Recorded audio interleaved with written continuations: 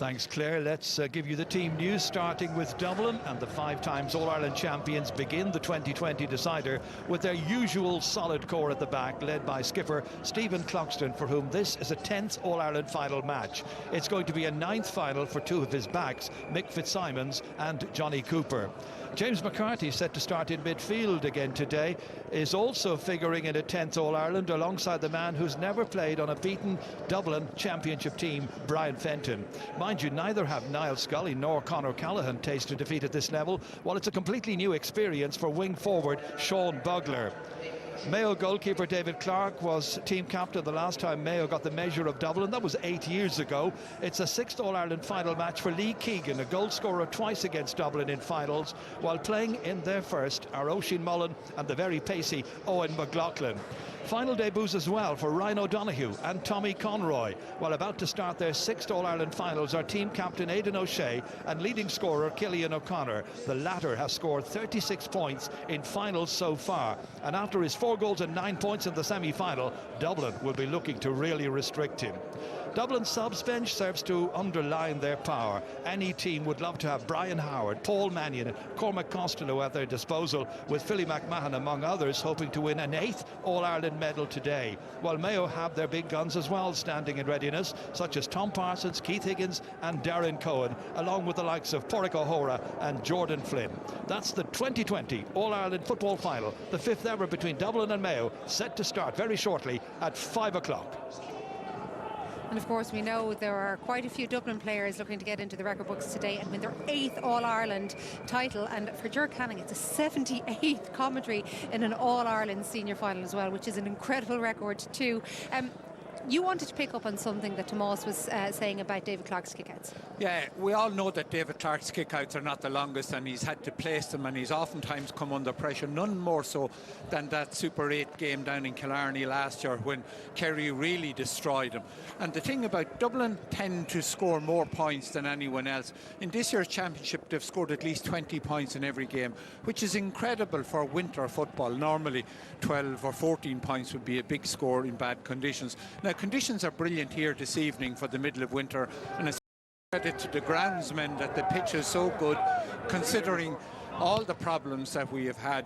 But David Clarke is likely to have more kickouts than Stephen Cluxton. It's just the nature of Dublin bombing over more and more points. So he's going to be under far more pressure as a result. And I can see Dublin really shoving their whole team up and trying to disrupt him very early on as much as possible and try and get as many turnovers as they can. I just think that forearmed is forewarned, and they've been warned about this. And even, you know, the Tipperary setup, the way they pushed up and pressed the kickouts. And look, one simple thing about that, and even when you think about last year's All-Ireland semi-final, there's an overload kick-out that they can go to. Diarmuid O'Connor, nobody picks up as much break ball as Diarmuid O'Connor, so get him into the mix. I don't think they can afford to play Conor Loftus in the middle of the field today, and I think, you know, Tomas touched on maybe it's Diarmuid O'Connor. As a straight pick-up, can I give you one, Joanne? But first of all, is he going to play as a man marker? Is that what you're saying, to man mark Brian Fenton, or just a general midfielder? No, I actually think that, well, not I think. If I was managing Mayo today, I'd take Lee Keegan out of somewhere where he looks very uncomfortable, and I wouldn't put him in the half-back lane. I'd put him straight into the middle of the field, and I'd put him on Brian Fenton. And I'd see what, if he can impose his game on Brian Fenton and give him something to do, because he's not the best marker going the other way, Brian Fenton. He has lots of very good attributes, but I just think Lee Keegan, unfortunately for him, he just looks so uncomfortable in there, especially the last day against it. I think Mayo, again, they have one out-and-out defender, and I think that's Chris Barr. The rest of them want to play football, and unfortunately, you know, that's not a good mix when you're playing against the Dubs. Do you think Lee Keegan is fit enough? Because there are question marks over that, because we know when Lee Keegan was in his pump and he was picking up everybody's main danger men, he was flying up and down the pitch. He has had major injuries since. Is he fit enough to play in an All-Ireland final and pick up arguably the greatest midfielder of all time? You ask me how Mayo should play against Dublin today, and I would say what Keegan has brought to the table every single time he's played, and Mark Kilkenny, Mark Connolly, he brings absolute mayhem and war to their doorstep every single time. He scores every time, he puts them on the back foot every time, he marks them, man marks them, keeps them quiet, and also gets goals. He hasn't scored this year, he's inside the full back line. It's an obvious area where they're worried about. that Keegan is, I won't say a liability in there, but it's not as naturally. When players take him on, he is in trouble. He doesn't think like a cornerback, he thinks like a halfback. I think 3 matchups, Joanne, that Mayo need to get right is Fenton, Kilkenny, Con. I know there's other players that can hurt you, but I think they're the 3 guys that you have to get right. Now, if they put Ruan on Fenton, I think Stephen Cohen would be a good fit for McCarthy, but I think Keegan will probably pick up Kilkenny, but Con is the one they need to get right. And I think, as Oisin says, the out-and-out, Chris Barrett is their out-and-out defender that can tend to mark it. Chris Barrett would struggle to mark Conor Callaghan. Yeah, well, anybody there that wouldn't. Okay, Yes. briefly before we go, does anybody see a big upset happening today and Mayo winning? Well, I don't. I think Mayo have probably all these plans, but it reminds me of what Mike Tyson says. You know, you've all your plans made and you get a punch on the nose and they all go out the window. Dublin play brilliantly by instinct. I take them to win by 7 or 8 at least. Okay, well, agus rís tá trocht le fáil an gluthe in Gaeilge le Darragh Cinnéide agus Gary McDonagh on RT News Channel agus on RT Player. But for us here in Croke Park for the 2020 All-Ireland Football Final, it's Kevin McStay alongside Ger. Thank you very much indeed, Joanne. Surprise, surprise, nobody is fancying Mayo's chances to win this afternoon. Just for the record, this is the 9th, including replays now, this is the 9th match between these teams in the championship in 9 years. We all know that Dublin has won 5 of those, but 3 of them by just a point, Kevin. We've got fingers crossed for a compelling contest. For sure. The talking is almost over now, Ger. It's 0-0. That's the best position Mayo have been in all week. From where I can see it, we're expecting a massive effort from Mayo, a massive competitive effort, and of course I'm expecting a champion performance from Dublin as well. So it's game on now as far as I'm concerned. Well, I suppose it's a little bit like an advent calendar. It's time to peel back the final entry in this pre-Christmas championship. And there overhead, an impressive fly past by the Irish Air Corps using night vision goggles, led by Lieutenant Colonel Phil Bonner and his crew.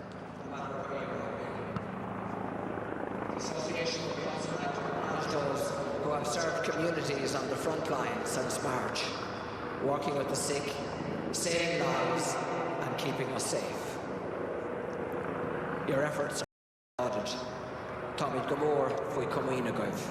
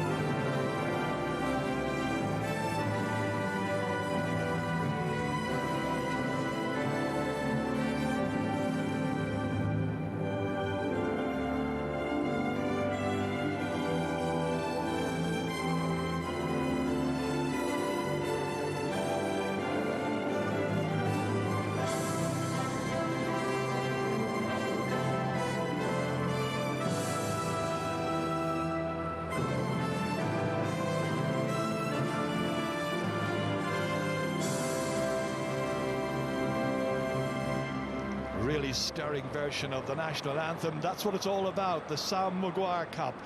All set then for the 2020 All-Ireland Football Final. It's either time for Dublin to enhance their already legendary status or for Mayo to banish one of Gaelic football's oldest monkeys on their backs.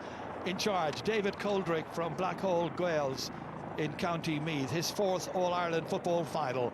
He's got Sean Herson from Tyrone, Joe McQuillan from Cavan on the sidelines, and Fergal Kelly is the sideline official.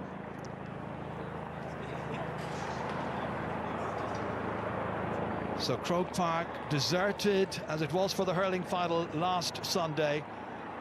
For James Horan, a huge day. He hasn't come back just to bring his team as far as this. He's come back as manager, you may be certain, because he believes they can win. Huge challenge ahead of them. David Coldrick checking his watch. It's time to renew the rivalry. The 133rd All-Ireland Football Final getting underway, and straight away It's James McCarthy trying to set going, and he takes a return ball here. What a start this will be! What a start this is! In the back of the net after a matter of seconds by Dean Rock. What a start! We haven't even played 15 seconds by the time he got that ball from the return pass here. Beautifully set up for him, but a disastrous start for Mayo. James McCarthy feeding it into Dean Rock, and Dean Rock gets another goal for Dublin. Well, what about that, Kevin? Amazing, perhaps the fastest goal ever in the history of an All-Ireland final. I don't know for sure, but it was pretty good. Matty Ruan. Oisin Mullen here. Oisin Mullen fisting this one, and it's got over the bar. Well, that is his first ever point in the championship. He is the youngest player playing in today's final, and at least it's an immediate response by him, and showed a lot of pluck the way they got up the full length of the field to get that. And they've got it again here. Played in as far as Ryan O'Donoghue, two of the youngsters that James Horan has specifically favoured in his team. You can see that he's discriminated in favour of young players in his starting 15. Well, not only did Mullen get that ball over the bar, he then went out and won the Cluxton kick-out, fed into Ryan O'Donoghue, who won his free. Now, there's a good reply, and it had to be, because going back to that opening goal, great win in the middle of the field by McCarthy. Lovely 1-2 and a clinical finish. So this is the perfect response from Mayo. Looks like there's only going to be one in it after this. Nice place for the free taker, who is Killian O'Connor, of course, to have his free just outside the 20-metre line. He wasn't going to miss from there. So just one in it. Having conceded that goal after a matter of seconds, they've made a good recovery. First kick out then for Stephen Cluxton, playing in his 111th championship match. Right into the centre here, and Oisin Mullen beats his man for that one. In as far as Ryan O'Donoghue. This is a very encouraging start here as they get that ball all the way in, and Killian O'Connor hits it, puts it over the bar, and the teams are level for the first time in the final. We've only played 2.5 minutes. Well, a very clever diagonal for a moment. It looked like a goal chance onto his left and over. Now, that does get Mayo out of a really bad spot. It's a brilliant opener. I think we have it down around 13 seconds, is it, Ger? 13 seconds it was. One of the fastest ever. We let people search the record books to find out if it was indeed the fastest goal ever scored in an All-Ireland final, and by Dean Rock. Stephen Cluxton.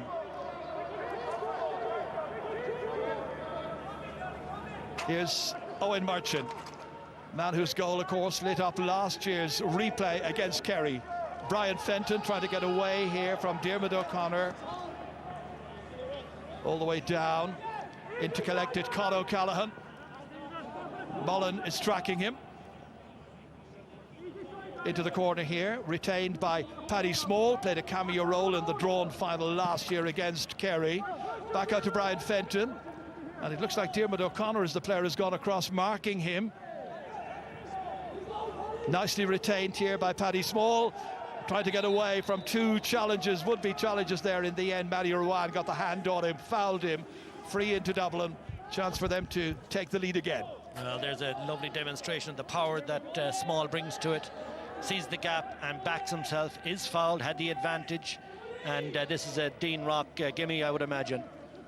Paddy Small having had a great season so far, this truncated championship season, keeping Paul Mannion out of the side. Diarmuid O'Connor requiring some attention here. He was the one who was running there with Brian Fenton. I wonder, is he going to be the one who will be staying with him for the duration of the match? Yeah, that's my take on it. Obviously, you spotted that Oisin Mullen is on Con O'Callaghan.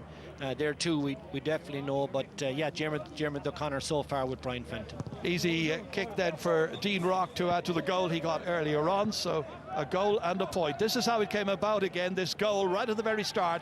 James McCarthy setting it up there for Dean Rock, and Dean Rock just scoring his 11th ever championship goal and his second of the season. And there was a lovely pass from Niall Scully, and that little necklace as well, Ger, that's worth mentioning, opened up the defence. First kick out then coming out from David Clark for a little while, and it's retained by Mayo. On here to Owen McLaughlin. Bounces kindly in front of Tommy Conroy. comes here with a burgeoning reputation. Back as far as Lee Keegan. Holding on to it is Conor Loftus. Early stages in the match, but there's no hanging around. They're both going for it. Ryan O'Donoghue surrounded there by Dublin players. You can't carry it in like that and not expect to be stripped of possession, which they were. Back out it comes again to James McCarthy now, striding past his own 45-metre line. In support here is Conor O'Callaghan, playing well away from that full forward position. Retained by Paddy Small. This time out to mark him is Mullen. Then across comes Stephen Cohen to try and take control of the situation, but it's still Small, does well. James McCarthy back here it comes towards Robbie McDade, man of the match in the last match, that semi-final against Cavan. Here's Kieran Kilkenny getting his hands on the ball. His marker is Paddy Durkin as well. He's picking him up fairly tight, not leaving him alone. Davy Byrne. John Small taking it back, giving it to Brian Fenton. Fenton now being pursued by Matthew Ruan.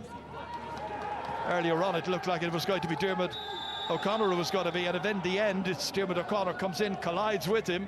Free kick to Dublin, which is taken very quickly. As far as Niall Scully. Scully looking, holding, summing up just what's on. Supported here by Robbie McDade, 27 years of age. Big breakthrough year for him, of course. Back as far as Mick Fitzsimons. Fitzsimons, who was part of the first of the winning All-Ireland teams back in 2011. Sean Bugler here now, and contact made. It's a free and holding off the ball, and it's Kevin McLaughlin that got caught. I think it was on Conor Callan. I didn't quite see who it was, but it was certainly he was involved, and referee put up his hand immediately. Eagle-eyed refereeing there by David Coldrick. So once again it will be Dean Rock to take responsibility for this. That's the sort of pressure, Ger, you know, that it's off the ball and you still feel that these players are so dangerous off the ball that you hold and pull. Again, nicely taken. So another Rock, goal and 2 points already. All of Dublin scores. So it's been a very bright opening, hasn't it? Lots to talk about in the opening 8 minutes of this. David Clark, who's 37 years of age, the other custodian. Stephen Cluxton, 39. Loads of experience, that's for sure. Dropped here by Brian Fenton. This time it's Aidan O'Shea who goes after him. And Mayo are able to carry it forward now with Kevin McLaughlin, supported here by Dermot O'Connor. Mayo need a really, really big performance from the younger of the O'Connor brothers. Fisted back here into the hands of Aidan O'Shea, team captain. Playing deep. Stephen Cohen trying to pinpoint this one. Beautiful pass inside for Ryan O'Donoghue. O'Donoghue sees the run forward here, collected by Cohen once again. Back out it comes. Killian O'Connor back into space, but that's a little bit random. Retained, however. Oisin Mullen carried on here now by Matthew Ruan. Chris Barrett who's playing his club football here in Dublin with Clontarf. Oisin Mullen again, safely back. They're just retaining possession. So important that they hold on to it. Both these sides will be trying to make certain that when they have possession they use it very prudently, and that time it's given away and won back by Dublin. And now a chance for them to carry it forward through James McCarthy. He was the one who set up that goal opportunity right at the beginning, all the way down to the goal scorer. Dean Rock trying to check inside here. Stephen Cohen keeping Rock just outside the danger area. Conor O'Callaghan here, and that ball's gone out of play. Yeah, very sloppy from Matthew Ruan there. He had the possession and then just hand-passed it to nobody in particular. Line ball Dublin, and they've given it straight back. Terrible ball from Conor O'Callaghan, straight as far as Killian O'Connor. Fisted forward here by Kevin McLaughlin against sloppy. That turnover results in Robbie McDade having the opportunity to set something up with Kieran Kilkenny. O'Callaghan now, chance to make amends. Bugler in as far as John Small. Chasing after him, Diarmuid O'Connor. Back to Bugler again, into the D, fancying his chances here of getting an early score in this match, and he's done really, really well. Sean Bugler in just his 7th championship match makes it 1-3 to 3 points. Yeah, lovely angles, lovely hand passing, lovely finish. From the kick out, Oisin Mullen again, all the way as far as Cillian O'Connor. So much depends on him, he's in such good form. McLaughlin carried on here by Matthew Ruan. Fitzsimon's after him. Clever ball back in, really clever. Ryan O'Donoghue, again, danger of getting caught inside there. That's the 2nd time it's happened to him. And the ball won back by Johnny Cooper. 2 very good interventions in the early minutes by Cooper. Yeah, you've mentioned it twice now, bringing the ball into the tackle in the Dublin rear guard. There's another loose one. That's a horrible ball across. Chance now for Cillian O'Connor to steady himself, put his right boot through it and over the bar. 3rd point for Cillian O'Connor, and it came from a mistake. Yeah, a lot of sloppiness in the opening 10 plus minutes. A lot of unforced turnovers, I suppose we'd call them. Davy Byrne spotting Con O'Callaghan again. He's doing a lot of this, coming away as he did in the semi-final from his full forward position. Well, offensive mark taken by Kieran Kilkenny. Well, this is the big balancing act that Mayo must be asking themselves, that Paddy Durcan goes man-to-man on Kilkenny, and he surely can do a good job, but you lose the offensive threat then. Kilkenny lobbing it up, but he kicks it poorly, and it's the first wide of the match. I think Mayo will be very happy, Ger, with the kick-out so far, and even on the Dublin kick-out have done quite well. That was an area for a lot of concern in the build-up. 9th final for Kieran Kilkenny, and he's never scored, as we know, so far against Mayo. Mayo are countering very quickly here. Really good football, and that one is put over the bar. Nicely fisted, nicely done, and it is Conor Loftus. First point of the match for Loftus, taking the pass there beautifully in his stride and fisting it wisely over. Only 1 point in it. It's everything we had hoped it would be.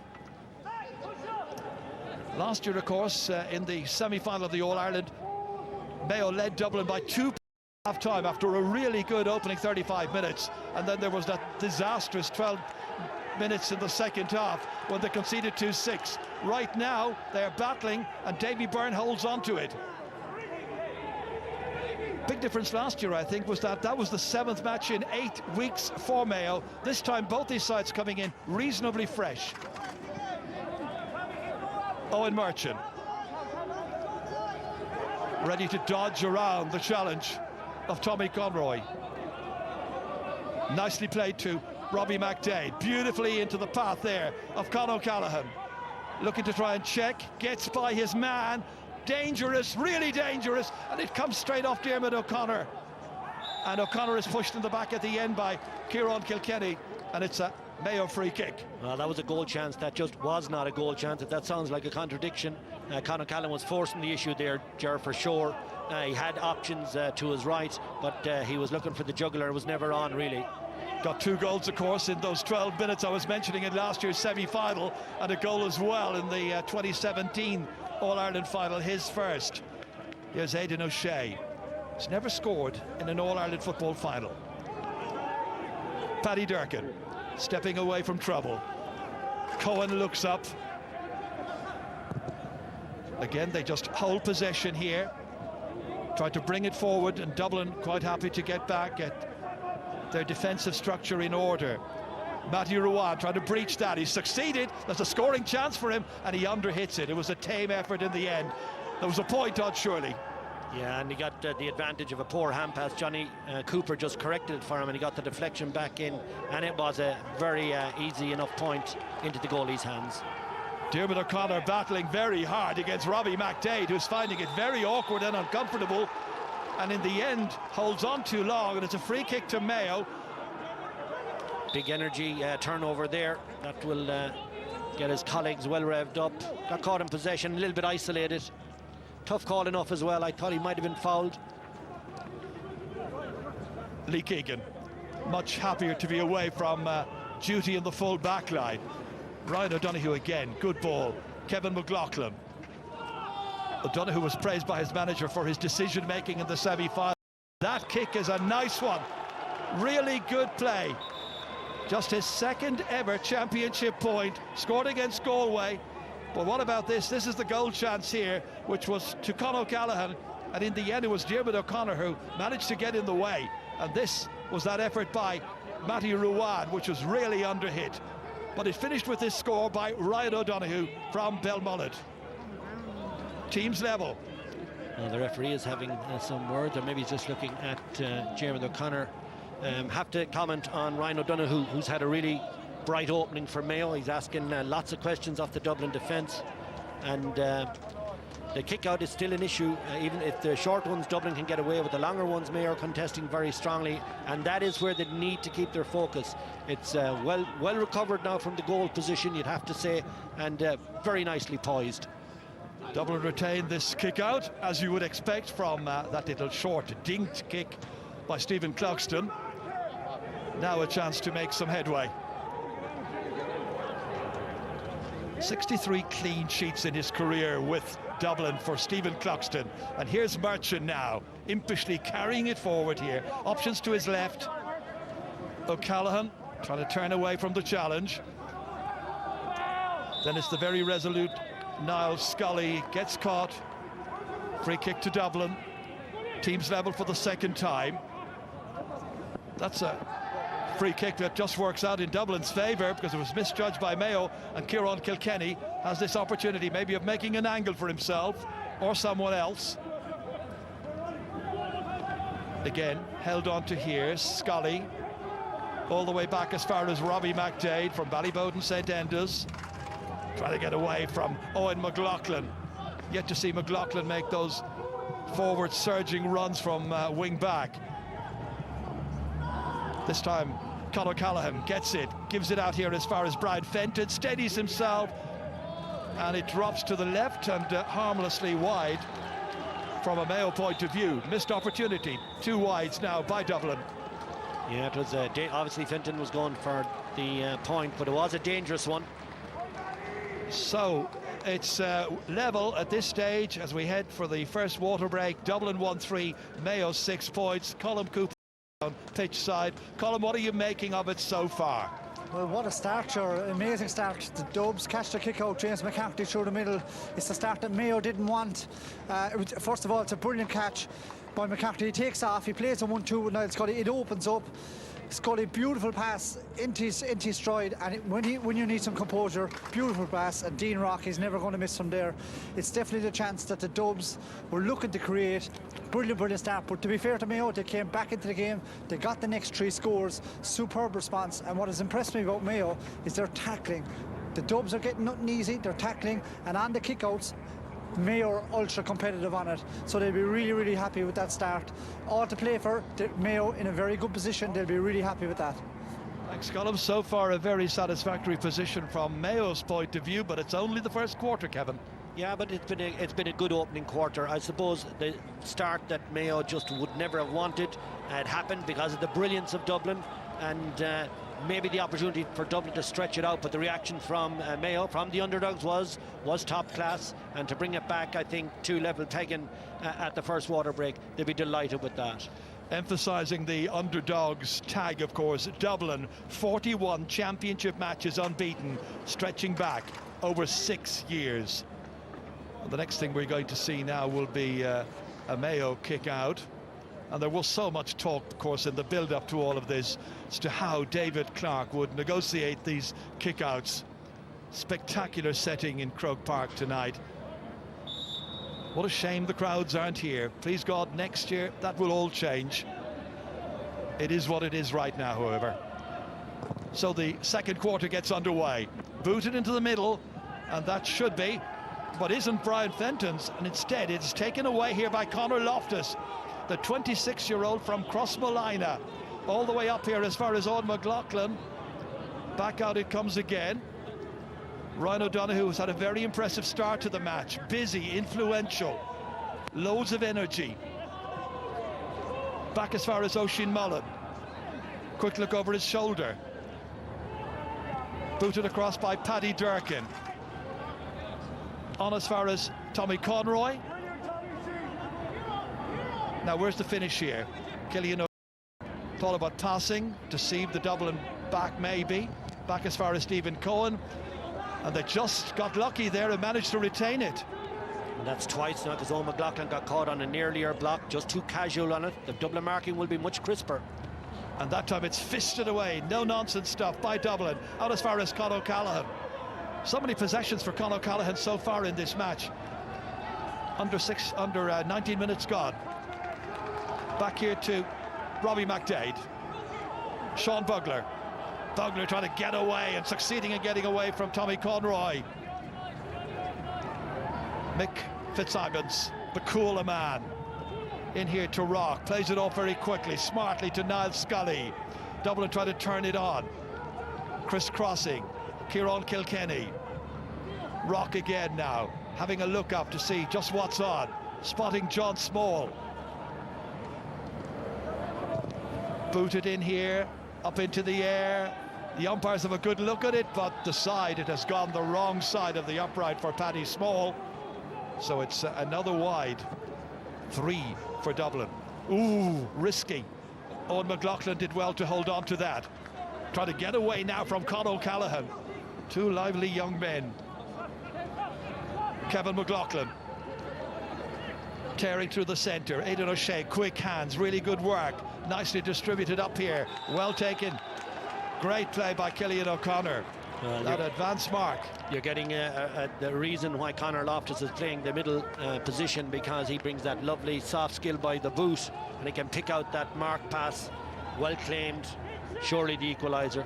In fact, the lead, excuse me. It will put them in front for the first time, is it? Nicely over. So 4 points scored by Killian O'Connor, and Mayo lead the match by 1-3 to 7 points.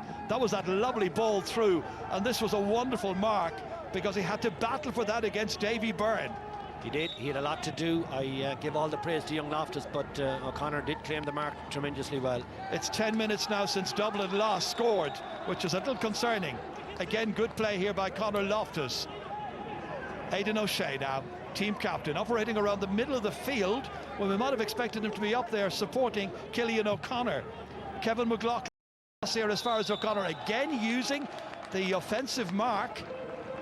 Some people don't like it, but Mayo will hope to try and benefit by it in this final. And I would be one of them. I just don't like the mark. Mayo using it to full advantage, of course, as they're entitled to do in the rule book. And he makes full use of it. 5, then 2 in a row for Killian O'Connor. Another one for him. So Mayo lead by 2. Look at the pressure now that's they're exerting on the Dublin kick-out, so Stephen Cluxton has to figure a way out of it. I'm sure he will. He's been here before. Big long one down here, but it's very well read by Oisin Mullen. And the 20-year-old has done really well in these opening minutes of the 133rd All-Ireland football final. Diarmuid O'Connor boots it in, and there's a little restraining in there. Aidan O'Shea had drifted in, but he was dragging back Davy Byrne, and the referee had spotted it. Free kick quickly taken. Comes out here as far as John Small.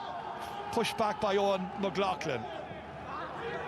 Brian Fenton now looking to exert a big influence in this final. You think of the key men: Fenton, Kilkenny, Con O'Callaghan. So far, Mayo largely restricting them. They've been on the ball, Ger, but they're not making the sort of key contributions that they would expect. But they are great footballers. They won't go away. They'll keep at it. Sean Bugler trying to make some headway near the sideline. All the way back here as far as Johnny Cooper. Up to the D. Lays it off here. James McCarthy. Back it comes to O'Callaghan again. Fisted inside here, dangerous. Scully's involved, and there's another one, and it's Con O'Callaghan who's got another goal for Dublin. His 9th ever championship goal, as Mayo are carved open. Quick hands, quick movement, daring stuff by Con O'Callaghan, and he scores in the 23rd minute. Well, he did that all on his own, essentially, even though I know Scully gave him the assist, but it was his opening. He spotted it and then dashed away from his marker and then just wallops it in with the closed fist into the net. Great goal, great goal. Well, you heard others say before the match began that it was going to be Mayo who would require the goals, but Dublin have got 2 of them, and back the lead again.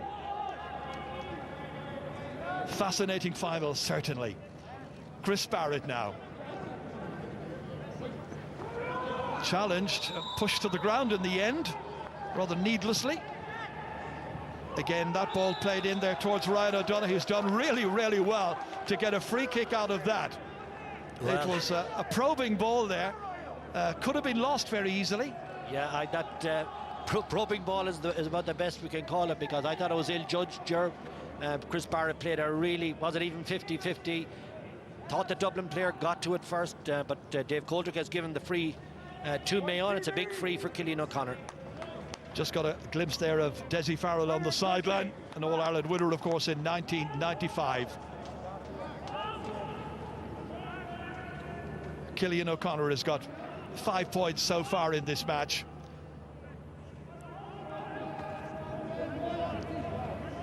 It's 40 metres out. He's well capable of it. He's a man on a mission. He's got a 6th.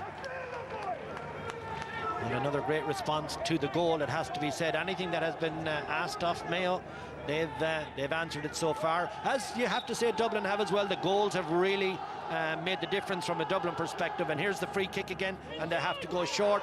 Looked like he was inside. It did indeed. Well, that's pressure, Ger. They are not getting a lot from the long kick out. Decided to go short, and it was just a little bit out. 10 minutes to go to half-time, and that error there is going to result in the ball being thrown up on the 20-metre line. And it'll be Aidan O'Shea against Brian Fenton, 2 big towering figures. O'Shea wins a lot of these. It's flipped back, and it's back in Dublin hands. Stephen Cloxton.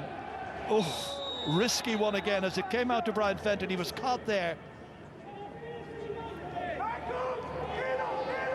By Cillian O'Connor. Just a word of apologies there by Cillian O'Connor as he caught Brian Fenton.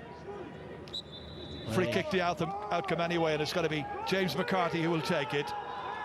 Yeah, he can count himself lucky that he's not having a longer discussion with Dave Coldrick, because he certainly wasn't anywhere really near the ball. But he's let in an All-Ireland final, and that he's going to compete for everything. Teams level for the 3rd time in this final. John Small sauntering forward here. James McCarthy on his shoulder.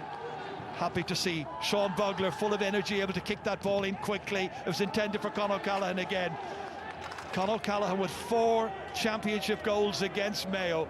They must hate the sight of him at this stage. Matty Ruan, Kevin McLaughlin, back here as far as Lee Keegan. No slouch when it comes to getting goals himself. That's under hit by Ryan O'Donoghue, and that's the 2nd time it's happened. And Stephen Cloxton able to get it away out as far as Davy Byrne. Byrne finding Brian Fenton.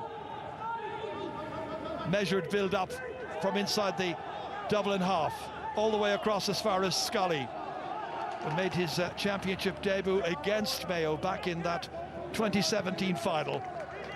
Owen Merchant locating Mick Fitzsimons. Dublin stretching it now, playing it about.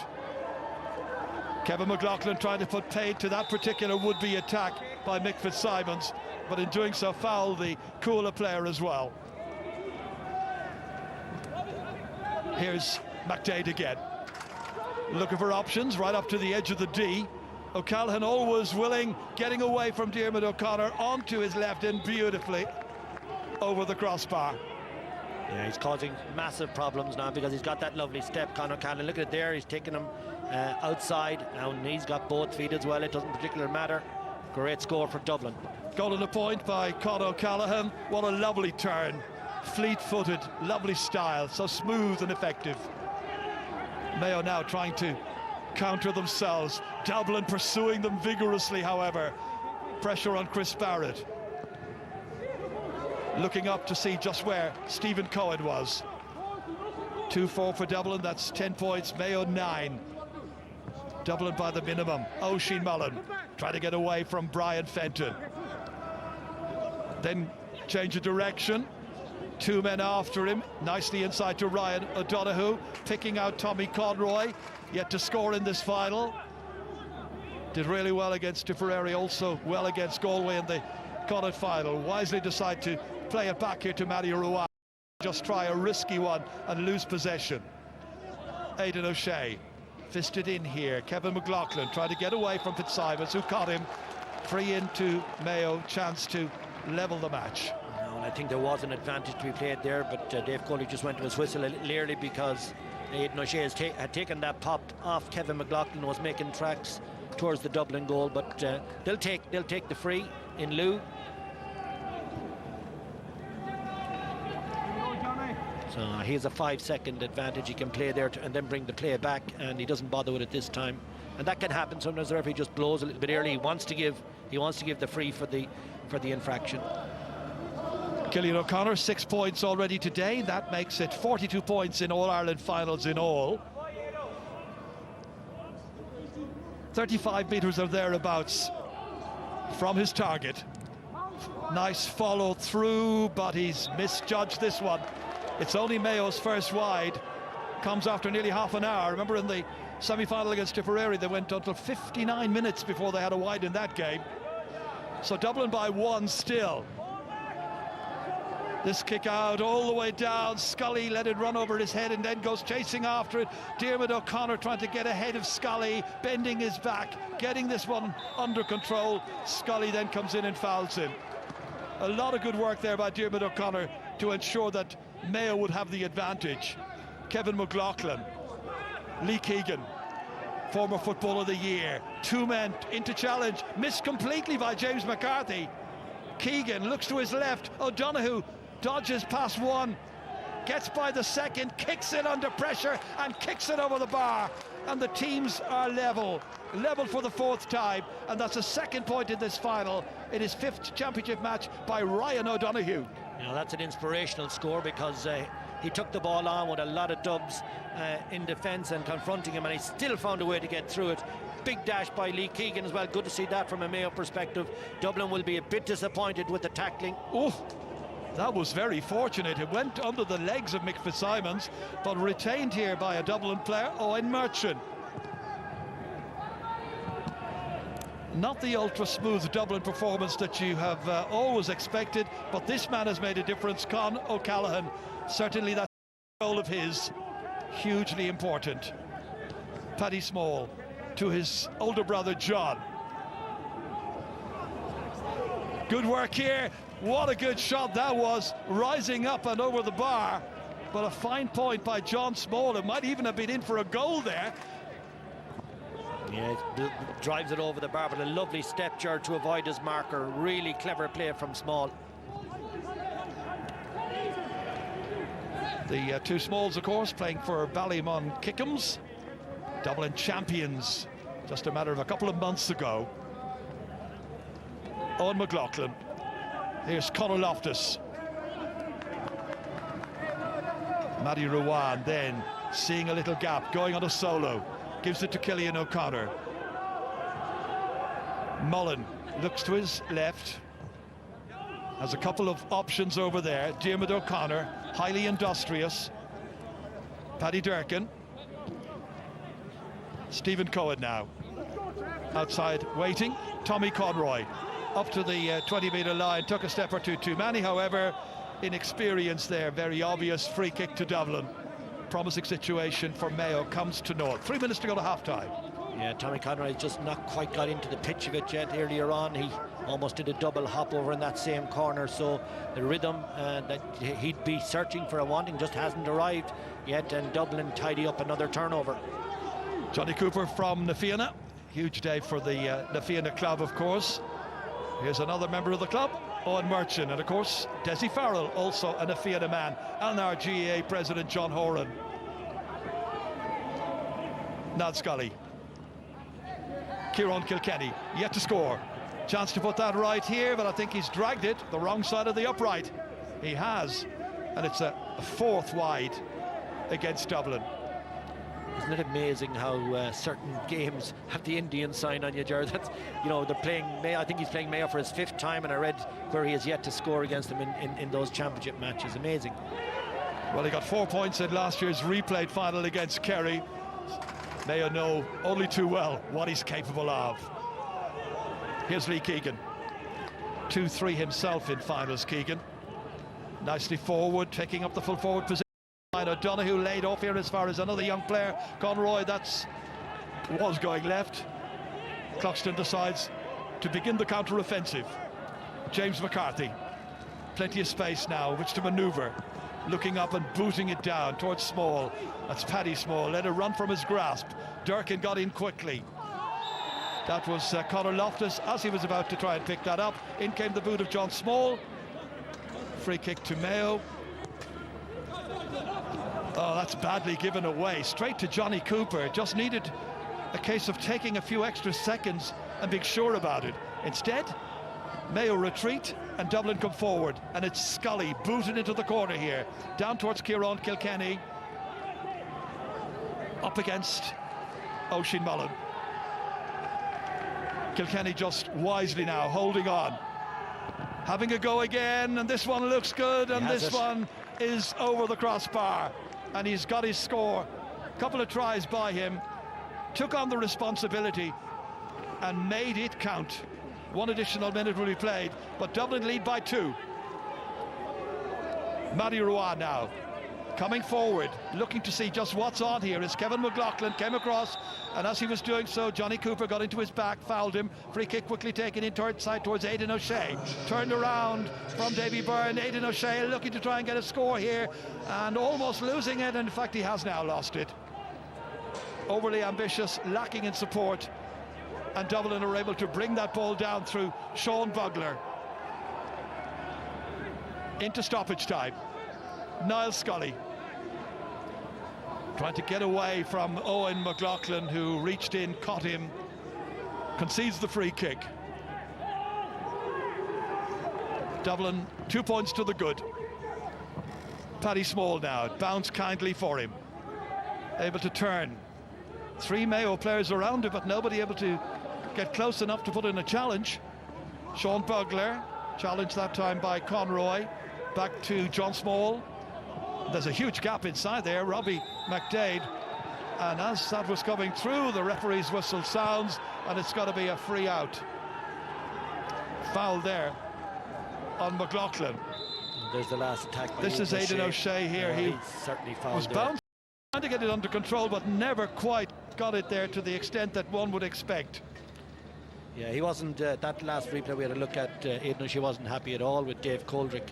And he certainly did look like he was held back, and Coldrick is now having a chat with Dublin 7, Robbie McDade. And he's got the black book, so for the first 10 minutes of the second half, Dublin will be playing with 14 players. Since the water break, Dublin have scored 1-3, Mayo have scored 4 points. So now, heading into the break at half-time, James Horan and his selectors are able to concoct some plan for the beginning of the second half, knowing they will have a numerical advantage. And there goes the half-time whistle. Dublin go in leading. They took the lead after about 13 seconds to Dean Rock. A really fast goal. They got another after 23 minutes by Con O'Callaghan. Killian O'Connor has got 6 points for Mayo at half-time. It's Dublin by 2, Dublin 2-6. Mayo 10 points. We'll be back with analysis right after this.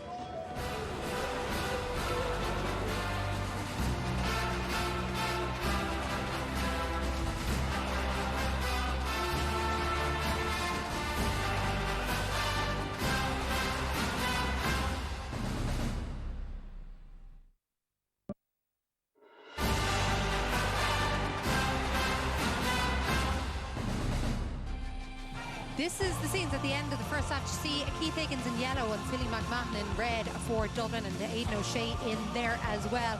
Lots of aggression on the way in. Here's a better angle again. So that is Keith Higgins in the yellow and McMahon in the red. And obviously we saw a few different players and mentors running in as well. So they were the halftime scenes. It doesn't really sum up, does it, that opening half? It was relatively clean, but it was very, very aggressive, Oisin. Well, I think Mayo brought the most of that aggression. Before the game, I said I'd love to see Dublin with their feathers ruffled a little bit, and certainly that's exactly what happened. Philly McMahon's obviously, had a word in Cillian O'Connor's ear on the way in. Keith Higgins has taken exception to that, and it's the first time all year I've seen somebody stand up to the Dubs and bring a little bit of fight to them. And the first half for me, was enjoyable. Okay, for the very fact that it was like a war of attrition, and we haven't seen a war of attrition in relation to the time. Okay, they were outfought for an awful lot of that first half then, but yet again they go into half-time and they're leading by 2, and that's down to these goals. Were they quite similar, Colin? Oh yeah, well it's the drive through the middle or down the side, and James McCarthy gets the ball and he keeps moving on. Aidan O'Shea coming after him, and James McCarthy always does the right thing at the end, flicks it to Dean Rock, who gets in for the goal. And you can see it comes directly. It must be the fastest goal ever in an All-Ireland final. It is, 13 seconds. A great ball from McCarthy in, first of all, and he keeps moving. And, total unselfishness again, hands the ball into Dean Rock, who has the easy job of putting it over David Clark. And at that stage, you would think that the whole thing could end in disaster for Mayo, but fair play to them. They have been very good on kick-outs, won 18-5 to kick-out battle. But again, the problem is when you have people like Conor Callaghan around, he gives and goes again, and it's the same thing. And this is the problem for Mayo, right in the middle of their defence. It's a bit flaky. I was surprised that Oisin Mullen was on Conor Callaghan there at the start. I thought he'd have trouble with him. Niall Scully again, unselfish, giving the ball back, and that's what you get. But Mayo have showed tremendous character in the way that they have fought back.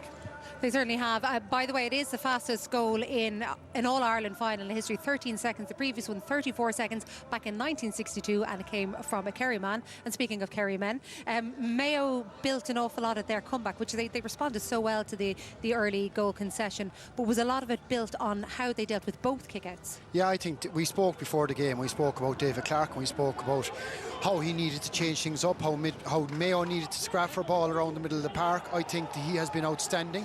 I think 4 points have come from directly from his kickouts for Mayo, and on the other side, Joanne, they have worked on Cluxon and they have got 4 points. Cluxon has kicked 5 balls long and won absolutely none of them. He's been forced to go short.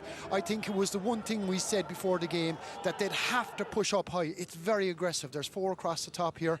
They make him go long, and anything time he has gone long today, they have lost. They are fighting for absolutely everything around the middle of the field.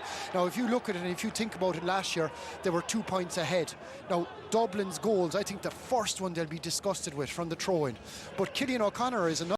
I thought he was under pressure coming in. There's no way the Dubs would allow this.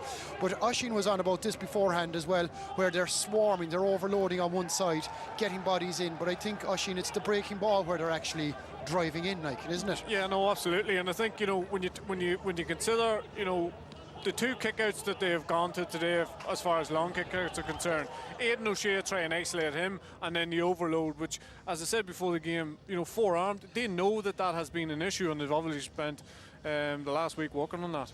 Well, Mayo do trail by 2 points, but they were mostly the dominant team in that opening half. And of course, Dublin have to play the second half with only 14 men for the opening 10 minutes. Then again, they played last year's drawn All-Ireland final with only 14 minutes for more than an entire half, and we all remember how that turned out. The second half is coming up shortly.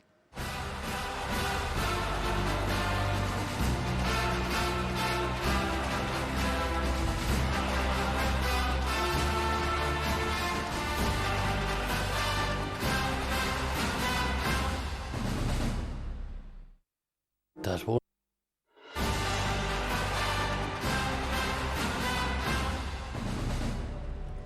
So Dublin leading by 2 points at half-time in this fascinating All-Ireland final so far, but they will have only 14 men for 10 minutes after Robbie McDade's black card, which none of the lads can agree on.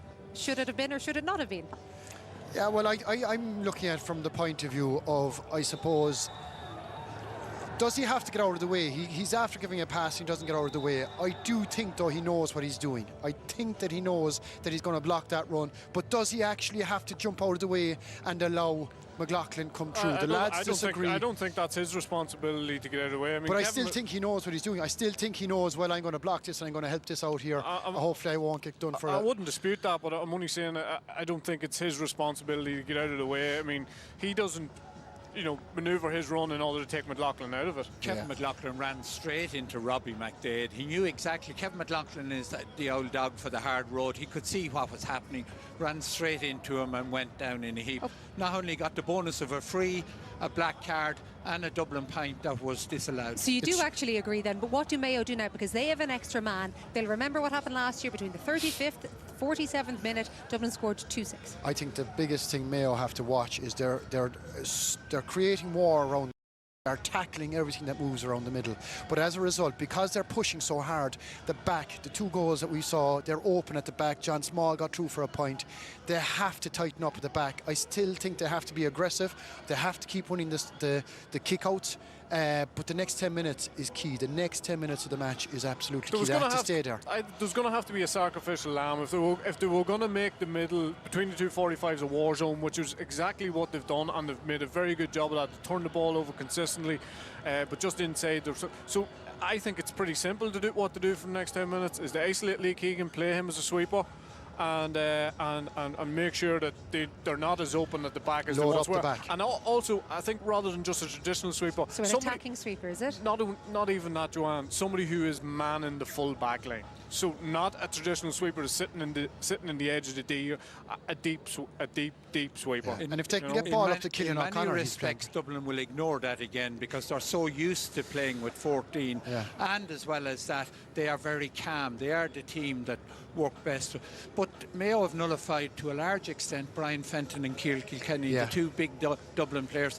Both of them have kicked wides. Kilkenny has kicked 2 very bad wides. On the other side, Ryan O'Donoghue and Matthew Ruane have dropped 2 balls short. So Mayo have had a huge amount of possession, haven't used it that well, but Mayo haven't been as strong in a lot of the games in the second half as the first, whereas Dublin have been stronger. Yeah, and Con and James McCarthy, for me, are driving it on for Dublin. They're absolutely. But for me, it's the worst performance Dublin have had in terms of defence. They're running at them. Ryan O'Donoghue ran at them. Cillian O'Connor is playing really well, really well. He's backing up that semi-final performance as well. But if they need to tighten up at the back, Dublin need to get the grips with it. It's that directness from Mayo that if they load up the defence, are they taken away from their attack? There's Brian Howard, isn't it? Brian Howard is coming on into the middle of the field. We don't know who he's replaced at because this is the first we've seen of that. Obviously not James McCarthy, who's still there as well. Can there be any sanctions for what happened in the tunnel? Well, of course there can now. Sanctions for the second half, I mean, not long-term later. The referee goes off the pitch at the opposite side, so he wouldn't have been following the players in. And there wasn't that much. I think I often got a belt from my mother with a wet dishcloth for doing more, kicking a ball through a window. So it was harmless enough what happened in there, but it's obvious Philly McMahon had a word of encouragement for Cillian O'Connor. What do you think that Mayo can keep? We just saw Ciarán Kilkenny there. Do you think they can keep him and Fenton as quiet in the second half? I mean, it's difficult to do for 35 minutes, never mind 70. Well, if they continue to bring the same energy, and the one thing about taking guys out of the game is it's an 80-minute thing. You know what I mean? And Fenton and these boys, you only need, that little glimpse, and they can go and they can change a game. And we've already seen that with Conor Callan. I mean, I actually thought Oshie Mullen was doing okay on him, but, just one little turn and all of a sudden he's changed the game. OK, well, it is an absolutely beautiful night for football. It is Paddy Durcan who's gone off for Mayo, which is very, very surprising. But we presume, Kevin and Ger, that must be an injury, surely. It's very much indeed, Joanne, and changes, as you're mentioning, for Dublin. Brian Howard on in place of Sean Bugler, and Michael Plunkett's come in, I think, in place of Paddy Durcan. Yeah, that's correct, Ger. Beginning of the second half, Dublin down to 14 for the first 10 minutes because of the black card. How did you find that black card? What do you make of it? Well, there's 2 aspects to the black card. Remember always that if he collides, okay, deliberate is the first one, but for the purpose of taking someone out of movement of play, and that's what it did look like to me, I have to say. And the balance falls against the Dublin player this time. Scully taking that free kick for the foul there on Brian Howard. Ciarán Kilkenny. This is the part of the game which, as Joanne was mentioning, where Mayo fell foul of Dublin in the 2019 All-Ireland semi-final.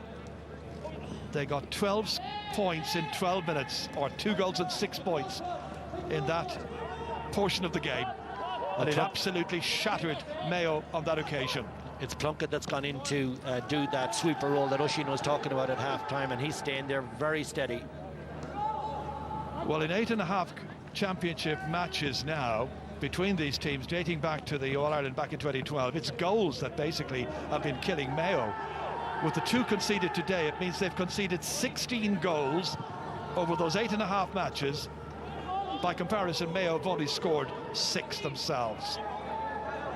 Michael Fitzsimons back as far as Cooper again, trying to get away here this time from Conor Loftus. Just reached in, caught the Dublin number 4. And they're going back the way, no rush whatsoever, because obviously they're down a man and they'll try and stretch out these possessions for as long as possible. And that's exactly what they are doing here. Brian Howard, what a player to be able to bring on, a player who's an all-star in the last 2 years. James McCarthy had an outstanding first half. Fenton a bit subdued. A lot of time left for him. Retained here by Dublin. Scully having to scurry across. Kieran Kilkenny, a point scorer during that first half. McCarthy. Challenge this time is over-aggressive on the part of Aidan O'Shea. Shake at the head, but they can't afford to get frustrated. Aggression needs to be tempered. It's a foul, no question. Kilkenny again. Losing his man. Dangerous situation. O'Callaghan very nearly coming in as he did last year. Surrounded this time by Mayo players. And they win back possession, and it's Matty Ruan who has it. It's going to be interesting to see how Michael Plunkett now works in that pivotal position there, trying to seal that gap that's right in the middle. That's Plunkett. As far as Ryan O'Donoghue, had a very impressive first 35 minutes. Down to the main man, Cillian O'Connor, setting it up here. Loftus under pressure, never got control of that one. Just the second wide. Well, let's go back for a second to the Conor Callan chance up the other end of the field. I can tell you, if his first touch had held Ger, he was in on goal again. A lovely backdoor cut and a lovely pass from Kieran Kilkenny. They're doing it all season, but it's so hard to stop. But O'Callaghan just had a bad first touch, and the ball fell away from him in the tackle then afterwards. Cooper back here as far as Brian Fenton. Owen Merchant. All the way safely back to Brian Howard. It's been a frustrating time for him, used as a substitute in each and every match so far, but he's here in the All-Ireland final. Now watching John Small advance, give it off as far as Scully, up into the air, and it lands perfectly over the crossbar. Point for Niall Scully. Good start to the second half for the men, and they'll be at 14 men for another 6 minutes. Chris Barrett, Ruan, Lee Keegan. Chance now for Stephen Cohen to have a little look up and see what's ahead of him. Like with Conor Loftus, not making any headway. Having the extra man, not really using it, and we're well into the 5th minute of that penalty time, as it were, for Dublin to be without one of their players. Cillian O'Connor. Diarmuid O'Connor inside, losing his way, but it runs on towards Aidan O'Shea, and O'Shea is caught from behind by Michael Fitzsimons, who pleads that O'Shea went down somewhat dramatically. Well, the bounce, the look of the draw here, because he's lost control, Diarmuid O'Connor, and just flicks off Mick Fitzsimons into Aidan O'Shea. He does go down a little easy, and that's what I think Brian Howard is having a little chat with him about. But the free is awarded. Dave Coulter went straight to the whistle, and I think I said earlier for Dean Rocky, give me, well, this is equally right in front. This won't be missed. So Ballintover's Cillian O'Connor, playing in his 59th ever championship match, has this one. to eat into the Dublin lead and make it a 2-point game once again, as you were at half-time. 7 for the day for him so far. James Horan, his 3rd ever All-Ireland final as manager. Lost in 2012, lost in 2013 to Dublin. And there is Robbie McDade up in the stand at this stage. He'll be rejoining the action in just over 4 minutes, as that is kicked in well as far as Kieran Kilkenny. Gives it off quickly to Fenton. Fenton moving forward menacingly. O'Connor can't get to him, and Fenton's able to pirouette beautifully and knock it over the bar. Really clever point by Brian Fenton, very much his own work. Stole away from Diarmuid O'Connor and then had the chance to turn and to kick and to score. And not an easy because he's standing up when he kicks that ball over the bar. A lot of skill and technique required, and he's the equal of it. Dublin with their 2 goals and 8 points. Mayo haven't really threatened a goal at the other end against Stephen Cloughton so far. Tommy Conroy looking ahead now to see just what's in there, having to do some of it himself and then turn it back here towards Aidan O'Shea, because there was nobody inside in a full forward position to take a pass from him. Kevin McLaughlin back to Loftus, over here as far as Diarmuid O'Connor. Nice movement ahead by Stephen Cohen, took the offensive mark. Chance for him now to get his first point in this final. And not a noted attacker, obviously. This would be a big bonus. Cut across it. Has he got it? He has. Super. It's a really good kick. Well, he was under a lot of pressure on that. A defender obviously in a very advanced position, and then he elects to go for the slicer from the tight angle, and he gets the execution perfect. So top marks to Stephen Cohen. 2-8 to 12 points, 14 points to 12. Into the middle of the park, well claimed, brilliant work there by a dominant Brian Fenton, playing at the height of his powers, all the way in there beyond Kilkenny. Easy one for Oisin Mullen to take. Thought about giving it to David Clark. Almost intercepted. That was a bit slack. Very, very risky, and they got away with it. Carried on here now by Matthew Ruan. Oisin Mullen. Still Mullen. Mayo have lost so many All-Ireland finals. They don't want to lose another one here, and this is the man who's hoping to try and take the trophy at the end of it all. Aidan O'Shea hauled down. He's pleading to the referee. This is black card territory too, depending on how it's interpreted. Well, the notebook is out, and Johnny Cooper is fearing the sanction. Name goes in the book. I'd imagine Aidan O'Shea is involved as well. He may have been holding. It might be just a tick. Yeah, it is just a tick. Well, a pull back has been the decision for referee there. Yeah. Pull back, a pull down, but I imagine when we see the replay, Aidan O'Shea is fighting his own corner as well, and it might be a 50-50. In fairness, Johnny Cooper got a tough call against him last year. This one, it's fallen nicely for him. This one to reduce the arrears to just a point, and once again the ever dependable Cillian O'Connor.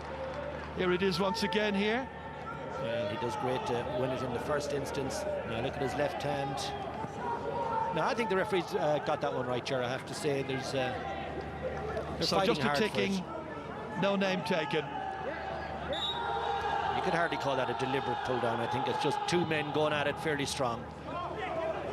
Cluxton goes very, very long into the middle, but that time it's Fenton who couldn't take it. There were three against him, and now it's Matty Ruan. Mayo a point behind. Michael Plunkett, Cillian O'Connor. They hold on to it with Conor Loftus here. Looking to see just what's on. Movement by Conroy here. Well taken. Tommy Conroy darting forward up to a certain point, then in an impossible position angle-wise. Gave it back to Kevin McLaughlin. Against Cooper. Back here once again, this time to Keegan. Aidan O'Shea.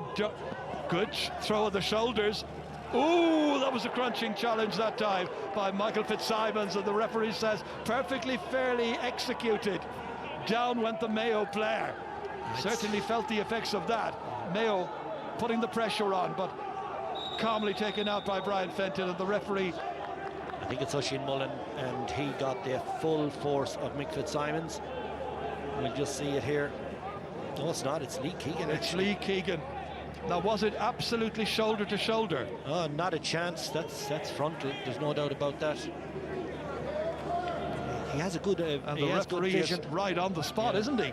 Had a good angle on that. Well, that was a big hit. You could almost hear the shudder that time, couldn't you? Running repairs then. Dublin now should be back to 15 players. 10 minutes is up, and there is Robbie McDade, still part of the action.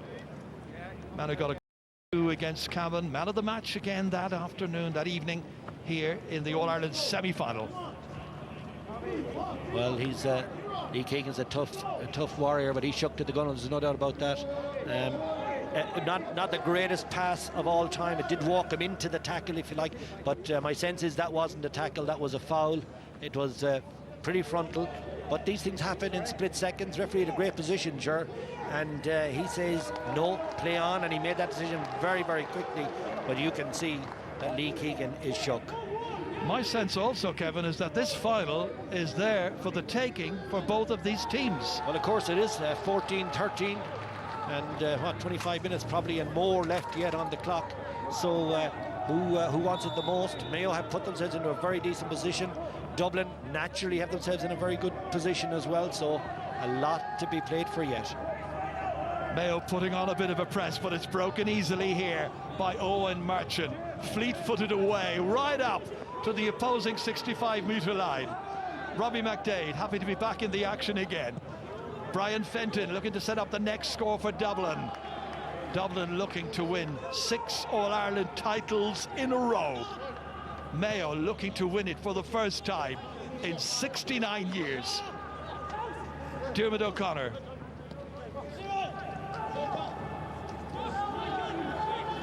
O'Connor, who put in a really mighty effort during the opening 35 minutes. Likewise, Oisin Mullen. Back as far as Matty Ruan. Change of direction. Dodging past the second player, caught by Scully. Gives it to Conor Loftus. Dublin trying to force Mayo back towards the middle of the park where they can't do very much damage. Chris Barrett, as I mentioned, plays in Dublin with the Clontarf club. Aidan O'Shea. Now maybe there's a gap. In as far as Cillian O'Connor. Back as far as the recovered Lee Keegan. Pursued there by Kieran Kilkenny. Back to Keegan again. Johnny Cooper tries to get the hand in and gets a hand in all right, but fouls his man. Cooper says, me? That's his second. And Mayo are about to make a change in just a moment as we watch this again in reprise. James Carr is coming on. Player going off will be Tommy Conroy, and there's a yellow card for Johnny Cooper for that. It's a case of persistent fouling. Yeah, he ticked him earlier, and tough day for Tommy Conroy. Very impressed with him this season. You know that, Gerard. I've said it to you a few times, and his day will come again. Just wasn't his day today. Here's O'Connor. An important kick by Cillian O'Connor. They all are, and the man on the right-hand side goes for the wave, the white flag. The teams are level for the 5th time, and he has got a 9th point in this match. This is that last foul there by Johnny Cooper on Lee Keegan, and the referee deciding that there have been too many fouls at this stage. Card issued from the kick out. Dublin look to go about their business again now, this time with James McCarthy looking to try and set up a lead score once more. Scully dragged back. Free kick to Dublin. Jared, that was O'Callaghan again at midfield. He is having a huge influence on what Dublin are doing. It was O'Callaghan that won that kick out and got it away, and eventually gets into Scully for the free. But it's the quick reply, because O'Callaghan he's just across everything at the minute. He's having a tremendous game. 24 coming on is Paul Mannion. And Dublin fans will be delighted to see him come on. Paddy Small, his afternoon is finished. Free kick coming up for Dean Rock, a goal and 2 points in the first half. The goal coming so early. 13 seconds, fastest ever goal in an All-Ireland final, beating Gary McMahon, who got his goal in 1962 after some, I think it was 34 seconds. Dean Rock measures that beautifully. Another for him. And so Dublin back into the lead again. And we haven't heard from Dean Rock for a while, and then he gets a pressure-free Ger, and look what he does. Just the composure, the mental strength to get that ball between the posts. Real scramble for possession here. Killian O'Connor went in, so too did Cooper, and Dublin have it. And it's John Small running into a cul-de-sac, giving it off there as far as Brian Howard, all the way across to Ryan, kicking it forward. Kilkenny going for it. After him goes Stephen Cohen, summing up just what's on. Able to give it back here. Rock kicking it all the way back to Brian Howard. Again, nothing rushed, nothing hurried. They've been through this so many times over the years. Past masters. Fitzsimons chasing after him is Carr, one of the Mayo substitutes, held onto by Davy Byrne. Always calmly efficient, that time does well to retain possession. How often have we seen Dublin do this? Frustrate the opposition, spread the play, just make absolutely sure that possession is not given away stupidly. Still only a 1-point game, however, and we'll be heading up towards the water break very, very shortly, probably when this passage of play has ended. McDade. Scully, little tug on him there, but the referee says play on. Scully almost lost it, he has lost it, and it's turned over. Cardinal offence in an All-Ireland final. McLaughlin, and McLaughlin has done exactly the same thing, but this time there's a contact foul. John Small feeling the effects of that. James Carr it was that got him a little bit late. This is what happened here, and it was indeed number 25 James Carr who made the contact. Well, I imagine we're going to be heading for the water break very, very soon. Dublin making a change, and coming into the action is Colin Pascal.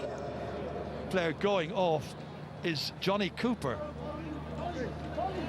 Well, he was on yellow, and the way Johnny operates in the full back line, I think they might have been getting a bit anxious about another one, and that seems to be the call. Certainly Pascal is into the action.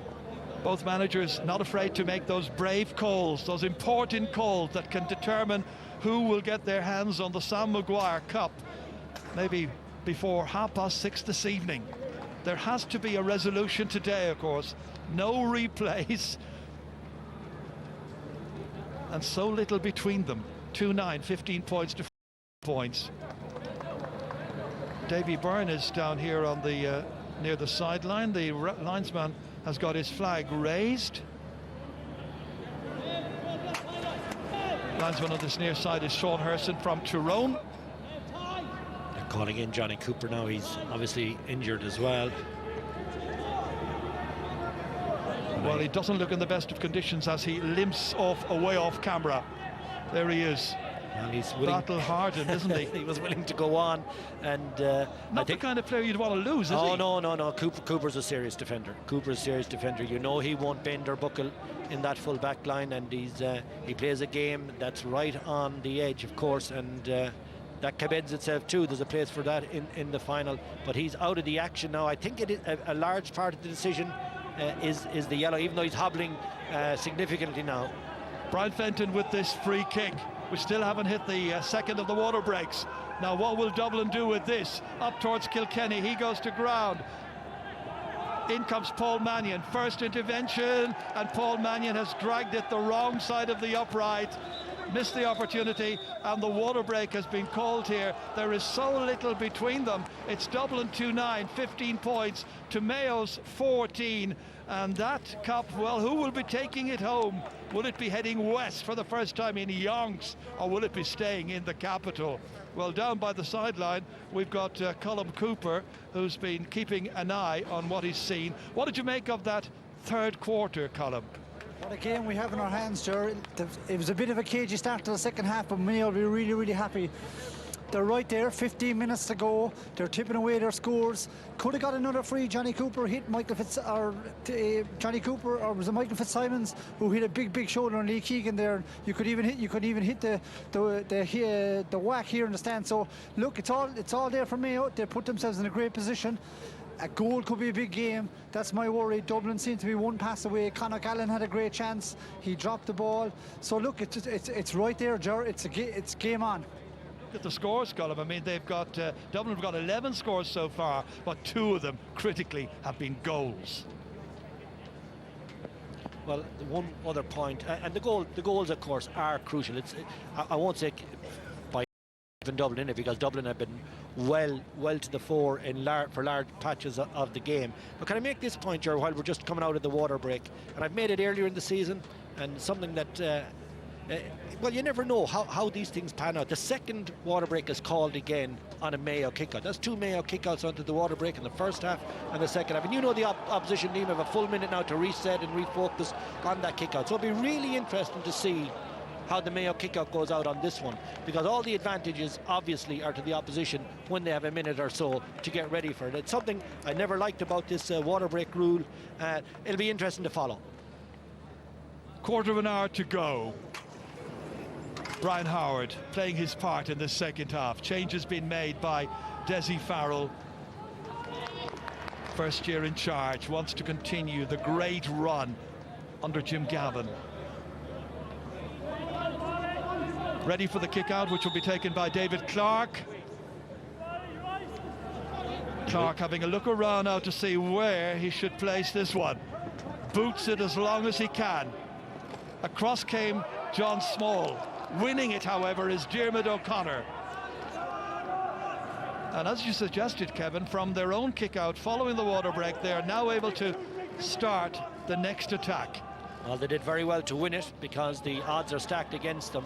And of course, Mayo have done very well on the long kick-out. We'll get the final numbers at the end, but I know by my half-time stats and just keeping an eye on it here, they've done particularly well on the long kick-out. Dublin hoping to pin them back there, but that is broken. And Michael Plunkett places it beautifully down here into James Carr. Beautiful run here by McLaughlin. That's Owen McLaughlin. Ran out of space, however. Look where Con O'Callaghan is, back in his own full back line, giving it out as far as Colm Basquel. Back to Small. Dragged down this time by Conor Loftus. Free kick for Dublin. Not a big chance for Owen McLaughlin. He just took it at too much pace. He needs to slow down so he can get the hand pass over the bar. Is there another pass he can give? I think it was a slip. The ball slid away from him as well. But as you said, Con O'Callaghan back there tidying up, doing lovely defensive duties. Fenton taking this free kick in as far as mate at Raheny Brian Howard. Howard trying to break the press. Intense challenging this time. In came Ryan O'Donoghue, referee very close to it, seeing it all so far up to that point there as legitimate challenging, but then Davy Byrne was fouled. Dublin with another free kick. Real scrap at this stage, isn't it? And it's anybody's game. It's only the single point in it, and both teams are going to have to play a lot of football yet to come away with the cup. As I mentioned at the beginning, in 3 of Dublin's 5 wins over Mayo, they won by just a point. James McCarthy down into the corner to Kieran Kilkenny, operating at full forward against Stephen Cohen, kicking this one and kicking it over the bar. Beautifully done by Kieran Kilkenny. A point in each half for him, and Dublin extend their lead. Ahead by 2. Important point by Kilkenny. He did great. He fronted his man, got back onto his right, and of course we know he's so accurate. Hasn't always been against Mayo, but he's got a sight of the goal now. As you say, 1 in each half. Right, I don't know who just gone out of the game. He had a real good shot at this final. He certainly did, had a really good first half. Darren Cohen in, he got 2 points when he came on against Tipperary. They need scores from him. Matty Ruan running into challenges, trying to slip away here. Baskel's going after him, a man whose dad comes from Mayo. In as far as Darren Cohen. First touch of the ball. Lee Keegan now holding it up for Owen McLaughlin. Hasn't ever scored in a championship match. Diarmuid O'Connor certainly has, but not today so far. Back out, and that's sloppy, and it's got out over the line. The linesman has decided. Sloppy play by Mayo. Can't afford to be turning the ball over like that. Not at this stage of the game where every possession is doubly important, if there's such a thing. Back it comes into the hands of John Small again. And Small caught this time by Cillian O'Connor, or rather it's not Small, it's Niall Scully, and he didn't like that challenge one little bit by Cillian O'Connor. Well, in his defence, it's open hand, it's not a fist tackle, and a lot of that tackle was on the ball, so fair play is good sport. I don't think he's as bad as he's indicating there, but they will take the chance, get reorganised. 2 point lead now is a very nice lead to have with 10 minutes left on the clock. James Foran must be wondering, is it going to be another one of those days for Mayo? Far too many of them. Dessie Farrell. 11 perhaps minutes and a few more with stoppage time added on away from an All-Ireland victory. Or will it be? Mannion looking at the target. Back it comes here to McDade. Kieran Kilkenny confronted by Michael Plunkett, nicely in there. Baskel challenged. Matty Ruan just forcing him out where he can't do an awful lot of damage, but Dublin can still retain the possession through Owen Merchant.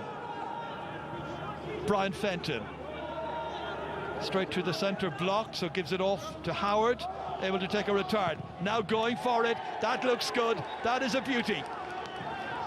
Brian Howard underlines the value that he gives to Dublin, coming off the bench at half-time, showing his true class and putting 3 between them. Yeah, it's a terrific score by Howard. Comes across the ball again, one of those difficult shots to do, but does it beautifully.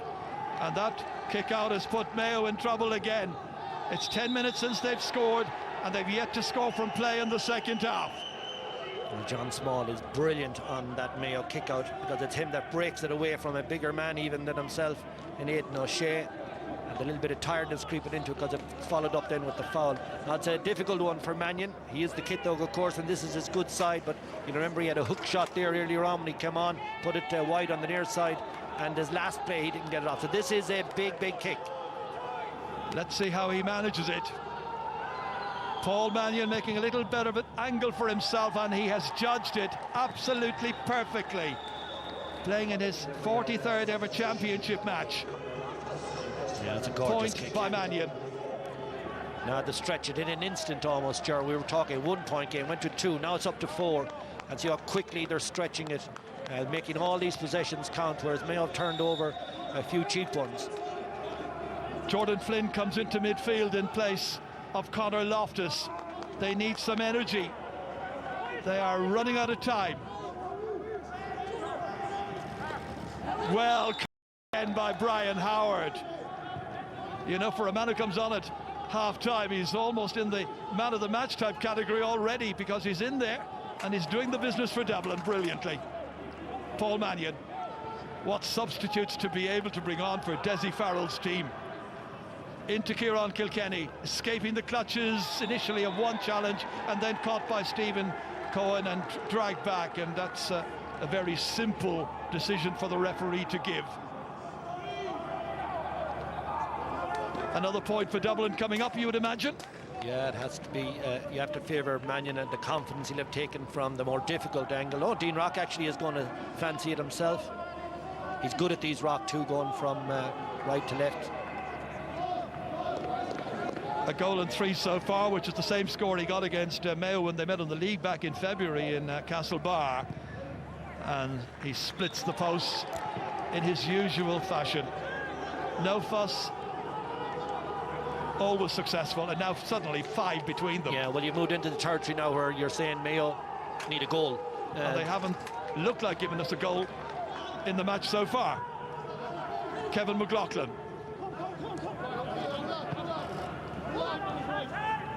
Needing to attack maybe with a little bit more pace and a bit more variety. Darren Cohen. In here as far as his cousin Stephen, taking it back and hitting it on the run, and that's one back. Darren Cohen. Good introduction by Cohen.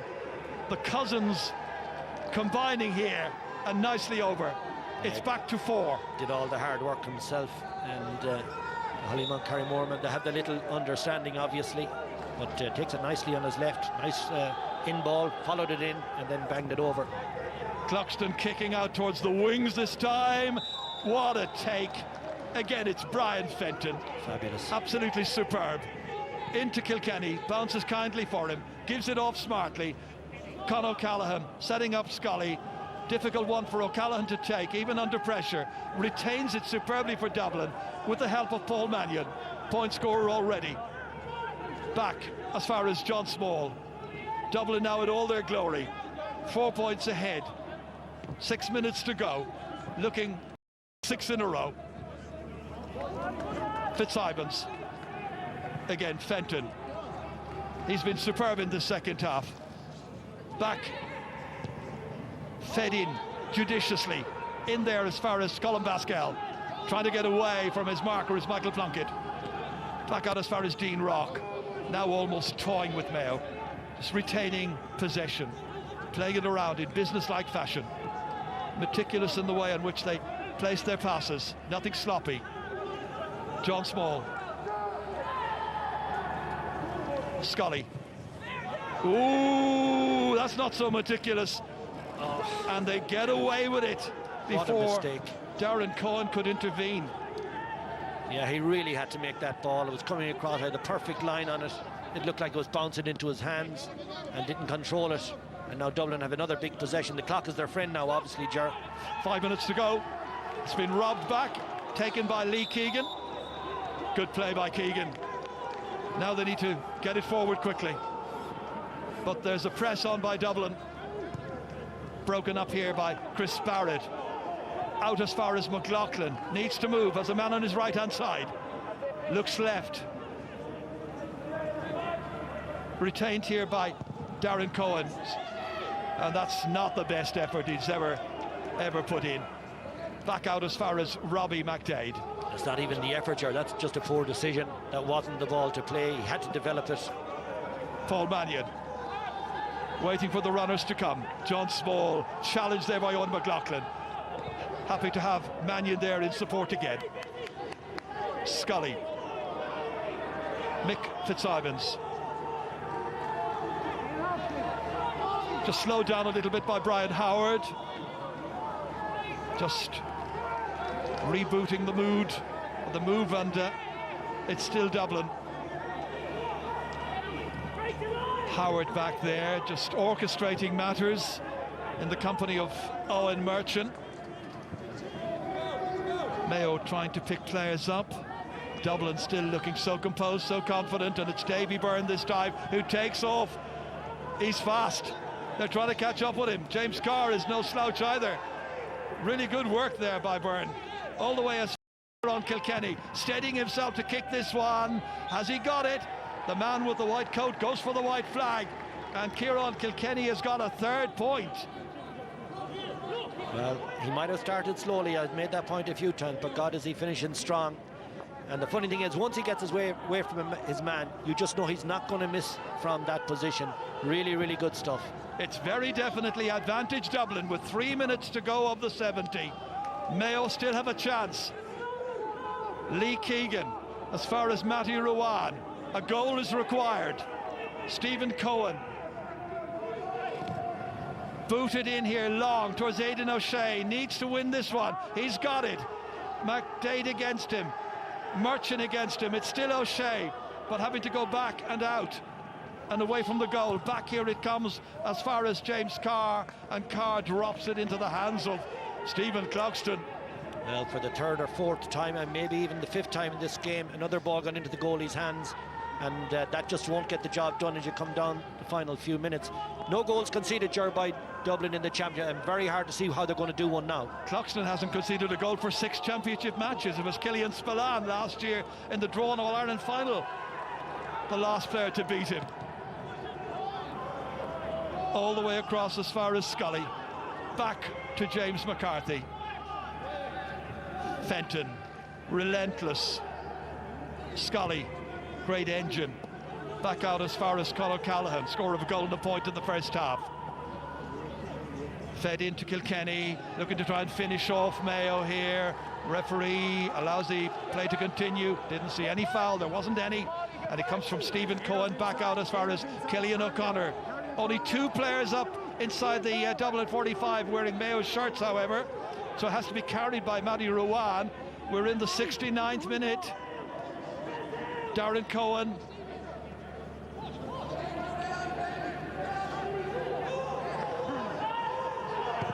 Looking to try and finish here now, and he's put that one wide, and the last 3 efforts have been very poor.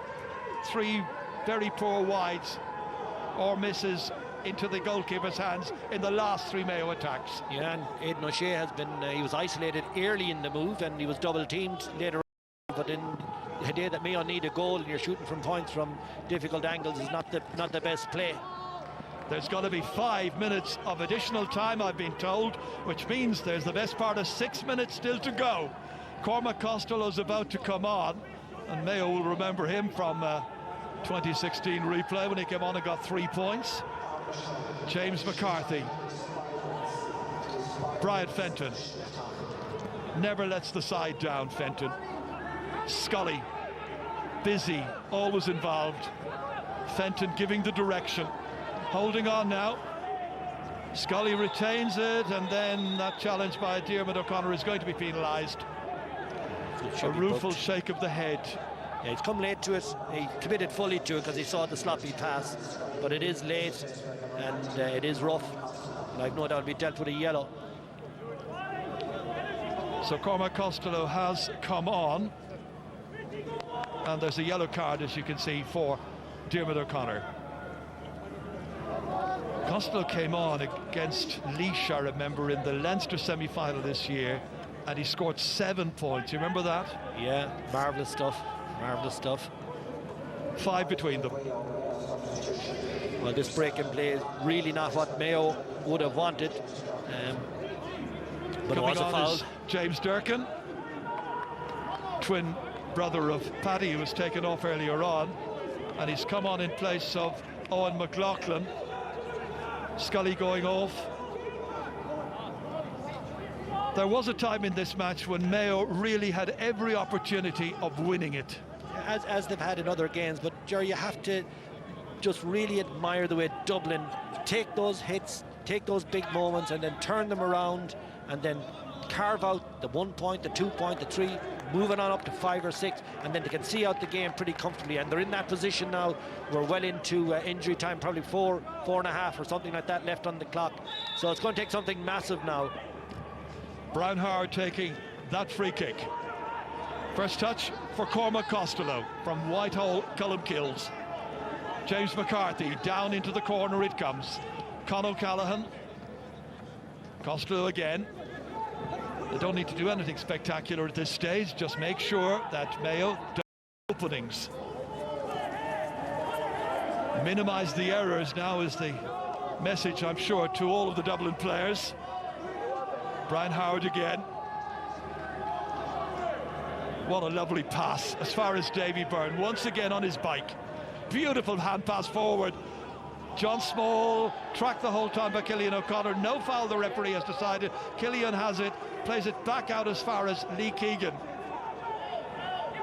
Well, a goal for Mayo would give us an interesting last couple of minutes, but are they capable of it? Matty Ruane. In here as far as Jordan Flynn. Big, huge one in towards Aidan O'Shea. trying to link up there as he was, but again, Dublin have the numbers back. Everybody playing for one another. It's a great team effort. Fitzsimons was coming out, challenged strongly that time.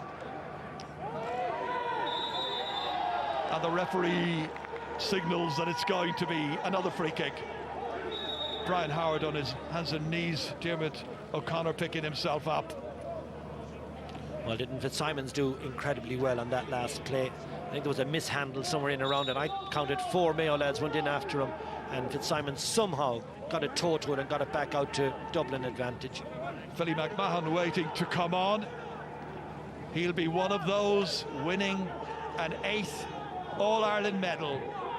A group of players like Cloxton, Fitzsimons himself, James McCarthy, Philly McMahon coming on. Players who will be joining some of the real greats of Gaelic football, the likes of Pat Spillane, Dennis Ogie-Moran, Mikey Sheehy, Ger Power and the late Paudie O'Shea, all of them with 8 All-Ireland medals. That is some achievement, with 90 seconds of the 2020 All-Ireland football final still to go. Kilkenny way back there, as ever helping out. His 9th final today. Cloxton largely unchallenged. Fitzsimons steadily working that ball forward. You'd swear there was only a point between them. 5 points the margin. Mayo have to get it and hope for a late miracle. With only a minute to go, however. Late O'Shea has let a loose hand. O'Shea has taken it, but it's got to be brought back. So Dublin sub Philly McMahon will come on, and he will replace Owen Merchant. Again, it's not as bad as it looks. It was an open hand. That's what I was looking for in the replay. It is foul play, of course. Don't know how the ref will deal with it. But it's a lot of frustration now coming into it, because Mayo know they've had their chances, Ger, and they haven't taken them. And yeah, as I said earlier, you just have to admire the way the game management side of Dublin, when it comes down to the last 10-15, is outstanding. We've got a really classic display of it here again tonight. They are absolute masters in that respect. Kevin McLaughlin trying to worm his way through, holds on too long. Free kick for Dublin, and now it must be just a matter of seconds before that final whistle will go, which will confirm Dublin as champions yet again. Philly McMahon getting his hands on the ball, chance to take a free kick here. Davy Byrne from St. Olaf's, Stephen Cloxton from Parnell's club in Coolock. There'll be an extra minute, so it'll be up to the 76th minute before the referee blows his whistle, I think, as Colin Basquel frees himself, moves forward nicely. Now, will he score in the All-Ireland final? Not with that particular effort, but it's immaterial because Dublin are still leading by 5. In this 4th quarter, they had the wherewithal to see off the challenge of Mayo, for whom defeat is their lot once again. Jordan Flynn down here to Diarmuid O'Connor, trying to get past the referee as well as everybody else. Into the 77th minute. Aidan O'Shea bounces nicely. James Carr. Aidan O'Shea again. Late opportunity maybe for somebody. That somebody might have been James Durkin. Going to be a free in instead. Yeah, John Small happy. Just to put a better complexion on the final score of Dublin's tally of 2-14, 2-10 of that come from play, and that is a mighty achievement. Yeah, and a big score on the Mayo side, obviously, from the frees of Cillian O'Connor. John Small happy enough there to concede it. He knows the game is pretty much done, looking like the last kick. This is the last kick of the game. It was taken out as far as Darren Cohen, just waiting for the final whistle. Cohen across the face of goal. Here's an opportunity for Kevin McLaughlin. Is there enough time for a 45? There's going to be. The referee giving us value for money, as it were. Well, so the 45 will be taken. It's only for the record, this one. Obviously Dublin, the most deserving of champion championship winners once again.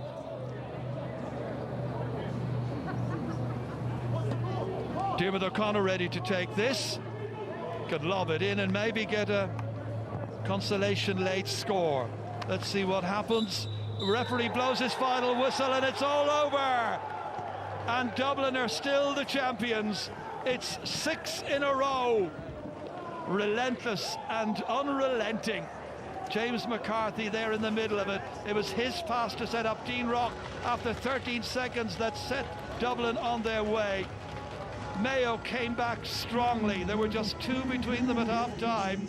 But in the second half, Dublin did all they had to do, with Brian Fenton masterminding things in the middle for Dessie Farrell's team.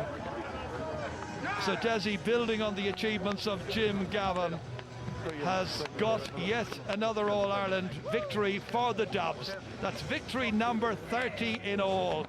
Mayo, once again, experiencing utter frustration here at Croke Park. No great surprise, I'm sure, but Dublin, arguably the greatest football group ever to play this game. They may have arguments about that down in Kerry, but tonight here, under the lights in Croke Park, it's Dublin who have prevailed, and there were, 5 points between the teams at the finish. Some setting, some night to be a Dublin fan and a Dublin player. Sam is staying in the capital, Kevin. Yeah, a new manager, Jar, a handful of new players, you'd say, but look, the same standard, probably a higher standard. So it's a team with no obvious weakness. You call them the team, greatest squad of all time. I have to agree, just a magnificent effort. And you know something? In a few short months, July, 6-7 months away, we'll be rinsing and repeating, because this team don't look like they're going away. The Magnificent Seven will be there for them, and no sense that there's any chink at all in their armour. Marvellous display. It was put up to them by a valiant and a gallant Mayo team, but not enough. When the real questions was asked, Dublin just eased away. That game management I spoke about, just marvellous players in every line of the team. Well, the Magnificent Seven can wait. Right now it's Dublin in 7th heaven, and as you can see, Cillian O'Connor and Mayo in the depths of despair.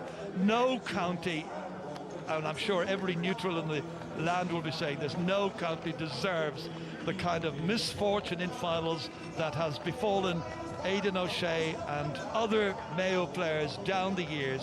That's 10 All-Ireland finals that the county has lost since 1951. And it'll go on and on for another while, because this Dublin team, I don't think they're finished with just 6. Yeah, but there is hope for Mayo. They brought in a lot of young players. James Horn blooded a lot of fellas and got a good twist out of some of them there tonight. And that was the sternest test, obviously, that Dublin got this season. And I think that the future, the next year or two for Mayo, they can certainly build on it, and they can come back. They know they perform well in these championship games, but it hasn't been their day, simply because they met a greater force. It's an outstanding Dublin team, and no shame in that defeat. They gave it their all, but in the end, the last 10 minutes, the game was essentially gone from them. Certainly the last 7 or 8 minutes, the game was gone from them. What I liked about Dublin as well is you have players like Con O'Callaghan. There were maybe 10-15 minutes in the first half when he was superb, then drifted out of it sometime, and then Kilkenny took over for a while, and then in the second half we saw the supreme excellence of Brian Fenton in the middle, and James McCarthy all the way through, making those driving runs, and the ability to bring on Brian Howard. What a man to be able to bring on. And you've got them all there, right? Those first 4 you mentioned, and James McCarthy a little bit quieter than usual, but O'Callaghan, Kilkenny, Fenton was supreme there by periods in the second half, and Kilkenny really got into his groove also in the second half. But in an overall sense, I thought O'Callaghan he was the real deal all day on final. The requirement for him to do so many things excellently, and he did. Let's have a word about Dessie Farrell as well.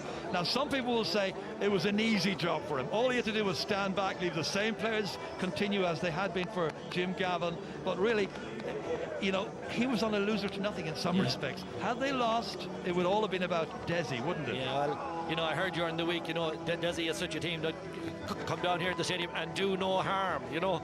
Well, look, these things don't happen. He's providing the leadership and the management. He's taken over from the great Jim Gavin, obviously, and he'll be thrilled with the workload he's got through. Seamus McCormack there, the media man, is giving the notes to Stephen Cluxton because, of course, the speech is coming up at the moment and they'll be receiving the cup. But the final score was Dublin 2 goals and 14 points. Mayo 15 points. Back to Joanne. Thank you very much, Ger. Thank you to Kevin as well. So that is now 42 championship games unbeaten for Dublin. No goals conceded this year. 8 goals, 104 points is what they have scored in just 5 games of football. And that is a combined winning total in 5 games of 75 points to us. It's not bad, is it? No, they were absolutely, whatever it's thrown at them, Joanne, they just deal with it. Mayo came out, they did very, very well on both sets of kickouts. They worked tirelessly along the middle of the field. They kept Fenton quiet in that first half. They kept Kilkenny quiet. But it's a sign of great team, great players. They came out in the second half. I think Howard around the middle of the field, Fenton around the middle of the field. Con was outstanding from start to finish.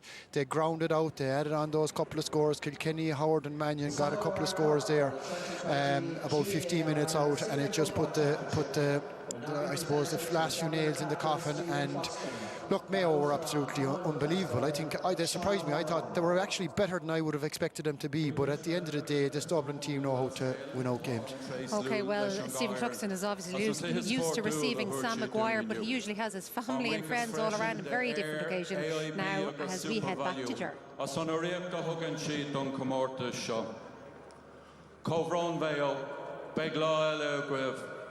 A new record has been set of 6 in a row.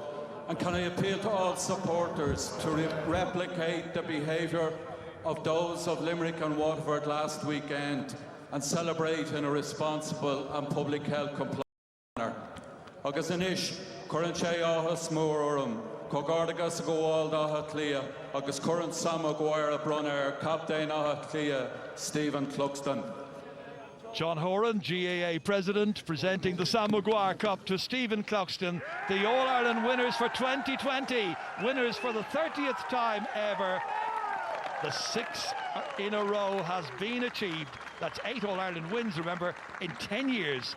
Some team and some captain. Ricardo Gale, Tá nás orm an current Shaw Glocka, Fern Balya here. This means a lot to us, the Dublin team, and I'd like to thank the officers of Croke Park for organising the competition very safely in the times that we live in. I'd like to congratulate Mayo on a fine game today. You brought it to the wire as always, you made it tough, and no doubt you'll be thereabouts again next year. I'd like to thank AAG for their sponsorship of Dublin GAA and to our partners whose support we value. To the officers of the County Board and the staff of Parnell Park, thank you for your support of the team and for your tireless work to promote Gaelic games in Dublin. To Desi, the management team and the backroom team, many thanks for your leadership and your guidance throughout the year. To the Dublin players, your dedication, self-sacrifice and commitment to the county has led you to this win today. Well done, well deserved. To our families, I'd like to thank you for your unrelenting support, encouragement and loyalty. It has been a challenging and tough year for us all, and for those who suffered loss in this pandemic, you are all in our thoughts. Hopefully this win will bring a smile to your local supporters watching at home, and I ask you all to enjoy this win in a safe and responsible manner. Please follow the guidelines and keep each other safe. To all, a very happy Christmas and a safe, peaceful 2021. Gurib Magot.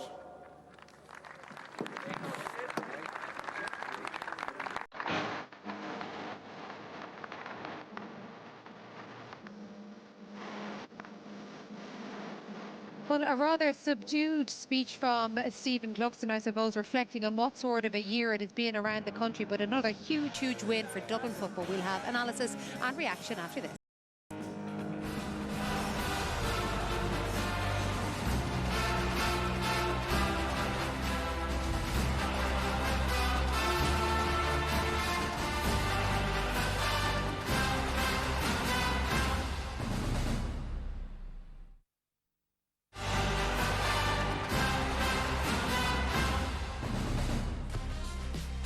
Well, we are used to seeing Stephen Cluxton and his teammates raising Sam Maguire aloft, but not with sanitising their hands in between each one of them climbing up the steps of the Hogan stand. What an impact he had in the second half, Brian Howard, and several of the players raising Sam for the 8th time. They're the two small brothers as well, so a bit of a family occasion for them. Oisín, Dublin were only a point ahead going into that second half water break, and they scored 4 points on the bounce. Yeah, and they won that last section 6-1, and I think game management, experience. There's a lot of those young Mayo lads cutting their teeth. It's a little bit unforgiving to be cutting your teeth up here and, you know, coming up against that, and just the know-how, just how to finish out games, and you just had the ability to had, you know, Brian Howard come on. Fenton had a huge influence on the second half, but even Paul Mannion, you know, coming on, having just the ability to kick that point he kicked, and just have a general influence on the game and just calm things down, and they never did panic. And I have to say today, you know, Mayo did ruffle some feathers, but just when it came to it, just that strength, that physicality, the athleticism, and that just all come out to play, and Mayo worked themselves to an absolute standstill. But look, this is a phenomenal Dublin team. I mean, I don't have the vocabulary to describe them. The superlatives, you know, they have so much ability all over the pitch, but they're also willing to work for each other. They're willing to do whatever it takes to get over the line, and we've seen that again tonight. And you know, it's going to be very, very troublesome for somebody to topple them. And you know, Kevin McStay says we're 6 or 7 months away from another All-Ireland final, and it's hard to say that there's, you know, the Dubs won't win another one. But look at on today, you know, they were fabulous. They were fabulous when it really, really counted. But Mayo definitely added to the occasion. Well, given that you used the word phenomenal, it's a good one for our first interviewee post-match, that is this evening after Dublin's win. 6 in a row. Stephen Cluxton has played in every single minute of that 6 in a row, but as far as outfield players are concerned, it's James McCarthy who leads the way by some distance. He has started in every single one of those All-Ireland finals and has played more outfield minutes than anybody else. He is now with Claire. James, congratulations. Lots of history always on the line when Dublin are playing, and for you today, you join a very elite group of men with 8 All-Ireland medals. Yeah, no, look, it's incredible, and I'm delighted to enjoy to join such company, I suppose. But I suppose just the year, and it's such a tough year, it's a long year, and I suppose everyone at home watching and stuff, I suppose it's great to be able to play and put on performance for people at home, you know, so yeah, delighted. An extraordinary achievement in a year such has been, as you say. Does football and do your teammates become even more important? Yeah, no, absolutely, and look, like I said, it's such a challenging year for people, and just to be out and have the play has been brilliant, like, and look, it's yeah, it's, I suppose reflect on over Christmas now, and just think about, and look, yes, it was a special year, you know, especially with the club early on in the year and stuff as well, and for the two small brothers, very close to them. Their dad obviously passed away this time last year, so it's extra special, you know. I suppose to just sum up this team, you were level at 50 minutes, but then Dublin just showed their composure, their patience, that winning mentality. Yeah, no, look, I suppose we're very lucky we have so much experience built up over the years, but there's no better team than they just rattle into you and put you under so much pressure like Mayo do, and we were really gasping air at times there, and like the first half they really brought to us, but we got to compose ourselves a little bit in the second half, and just got a few crucial scores, gave that little gap, so yeah, we're happy out, you know. Well, go and enjoy the celebration. Thanks very much, cheers, thank you. You always get the impression, James McCarthy, that he's one of the good guys, and we know that Colm O'Rourke for years and years, he is the man you always highlight. I mean, a lot of the others get an awful lot of the kudos elsewhere, but you repeatedly say James McCarthy is the main man. Yeah, well, I always think he's a giant of a man among that team for the last 10 years, that if Cluxton has changed the face of Gaelic football, McCarthy has been the best outfield player through that decade, and I thought he was brilliant again today. But Dublin are a great second half team. They work out things as they go along, and the McCarthy household must be a bit like Fort Knox now, with I think John has 3 and James has 8, so somebody might try and break in and lift something there. But Brian Fenton and Kieran Kilkenny really turned it on in the second half. They were quiet enough, and it's the hope that kills you with Mayo, because they did an awful lot right. They got to grips with the kick-outs, they won the outs, they worked awful hard, but they just don't have the same class as Dublin. And the closest thing to Dublin at the moment to me is the Limerick hurlers in terms of size and speed and athleticism. So again, Dublin, without playing well, I think that they were a little bit off their peak performance, and yet won comfortably in the end. Okay, 11 All-Irelands you said in the McCarthy household. Tomás, how many are there in the O'Shea household? Jeez, I don't know, but as somebody told me years ago, as long as nobody wins 8, we're safe enough. But I think that's blown out of the water. But I tell you, if there was anybody to get it, James McCarthy, I think, is my favourite Dublin player of all time, an unbelievable footballer. I tell you what, to get a Kerry man to say something like that, that is some good. I told you, one of the good guys. Okay, we have more coming up next.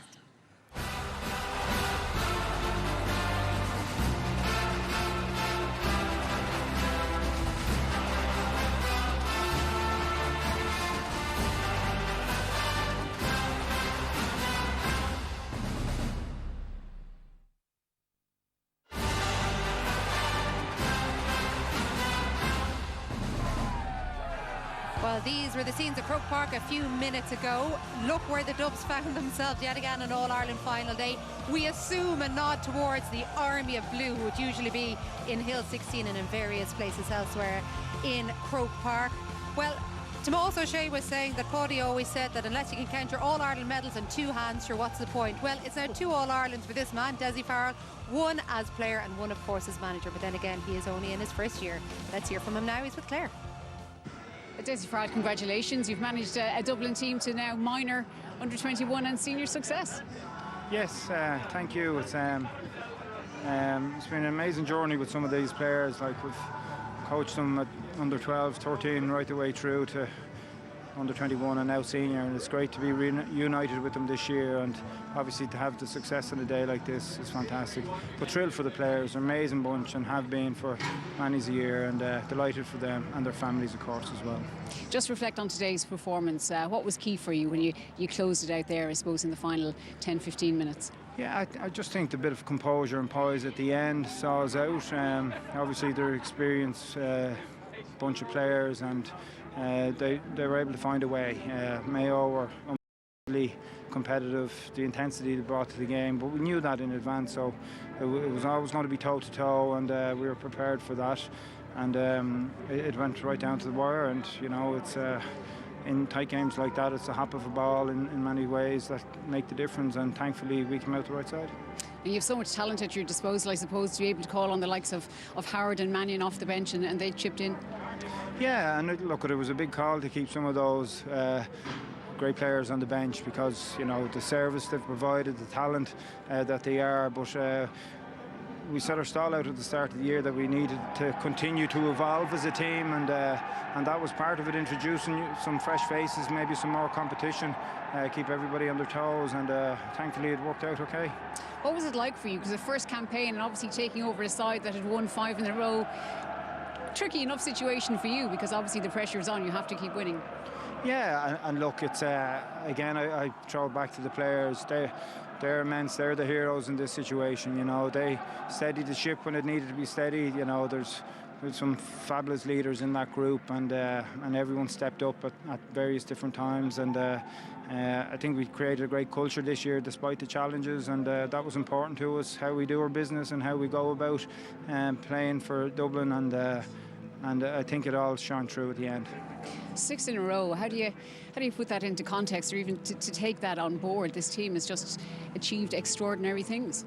Yeah, 6 in a row is that's what it is for Dublin supporters. For this particular group, it's our first, and that's the way we looked at it as well. You know, we're obviously very grateful to have the commitment from the players that we've had, and but this year was all about this new group forming its own personality in many ways, and coming together, and many new players coming in. I think 10 new players at the start of the season onto the panel.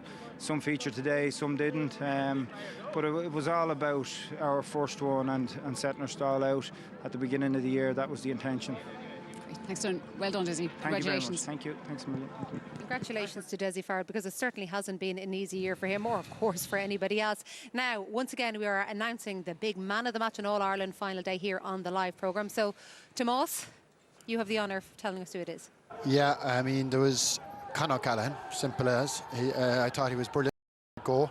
They were struggling at this stage. I think this goal was key to the whole lot. I think his just marshalling of everybody. I saw him out here. You could hear every roar. He was shouting at fellas around the middle of the park, but it's his finishing, his ability to win ball, take players on, and to take this vital scores. Well deserving of man of the match. And he has broken Mayo hearts on more than one occasion at Croke Park on All-Ireland final day. He is man of the match. Con is with Claire. Con O'Callaghan, congratulations. You are the GAA man of the match on this All-Ireland final day, and GAA President John Horan is here to make the presentation. John. Grant, I'd just like to congratulate Con on a great performance, and well done to Dublin again. And Tom, or Con, this is your actual award. Fair play, good man. Thanks very much. Thanks. Con, congratulations. You guys really do never get tired of winning, do you? No. Well, I suppose every year starts again, and look, it's a massive challenge for us every year to go out, and we want to, win the All-Ireland every year, so we never get tired of that, and when it comes off, it's beautiful, yeah.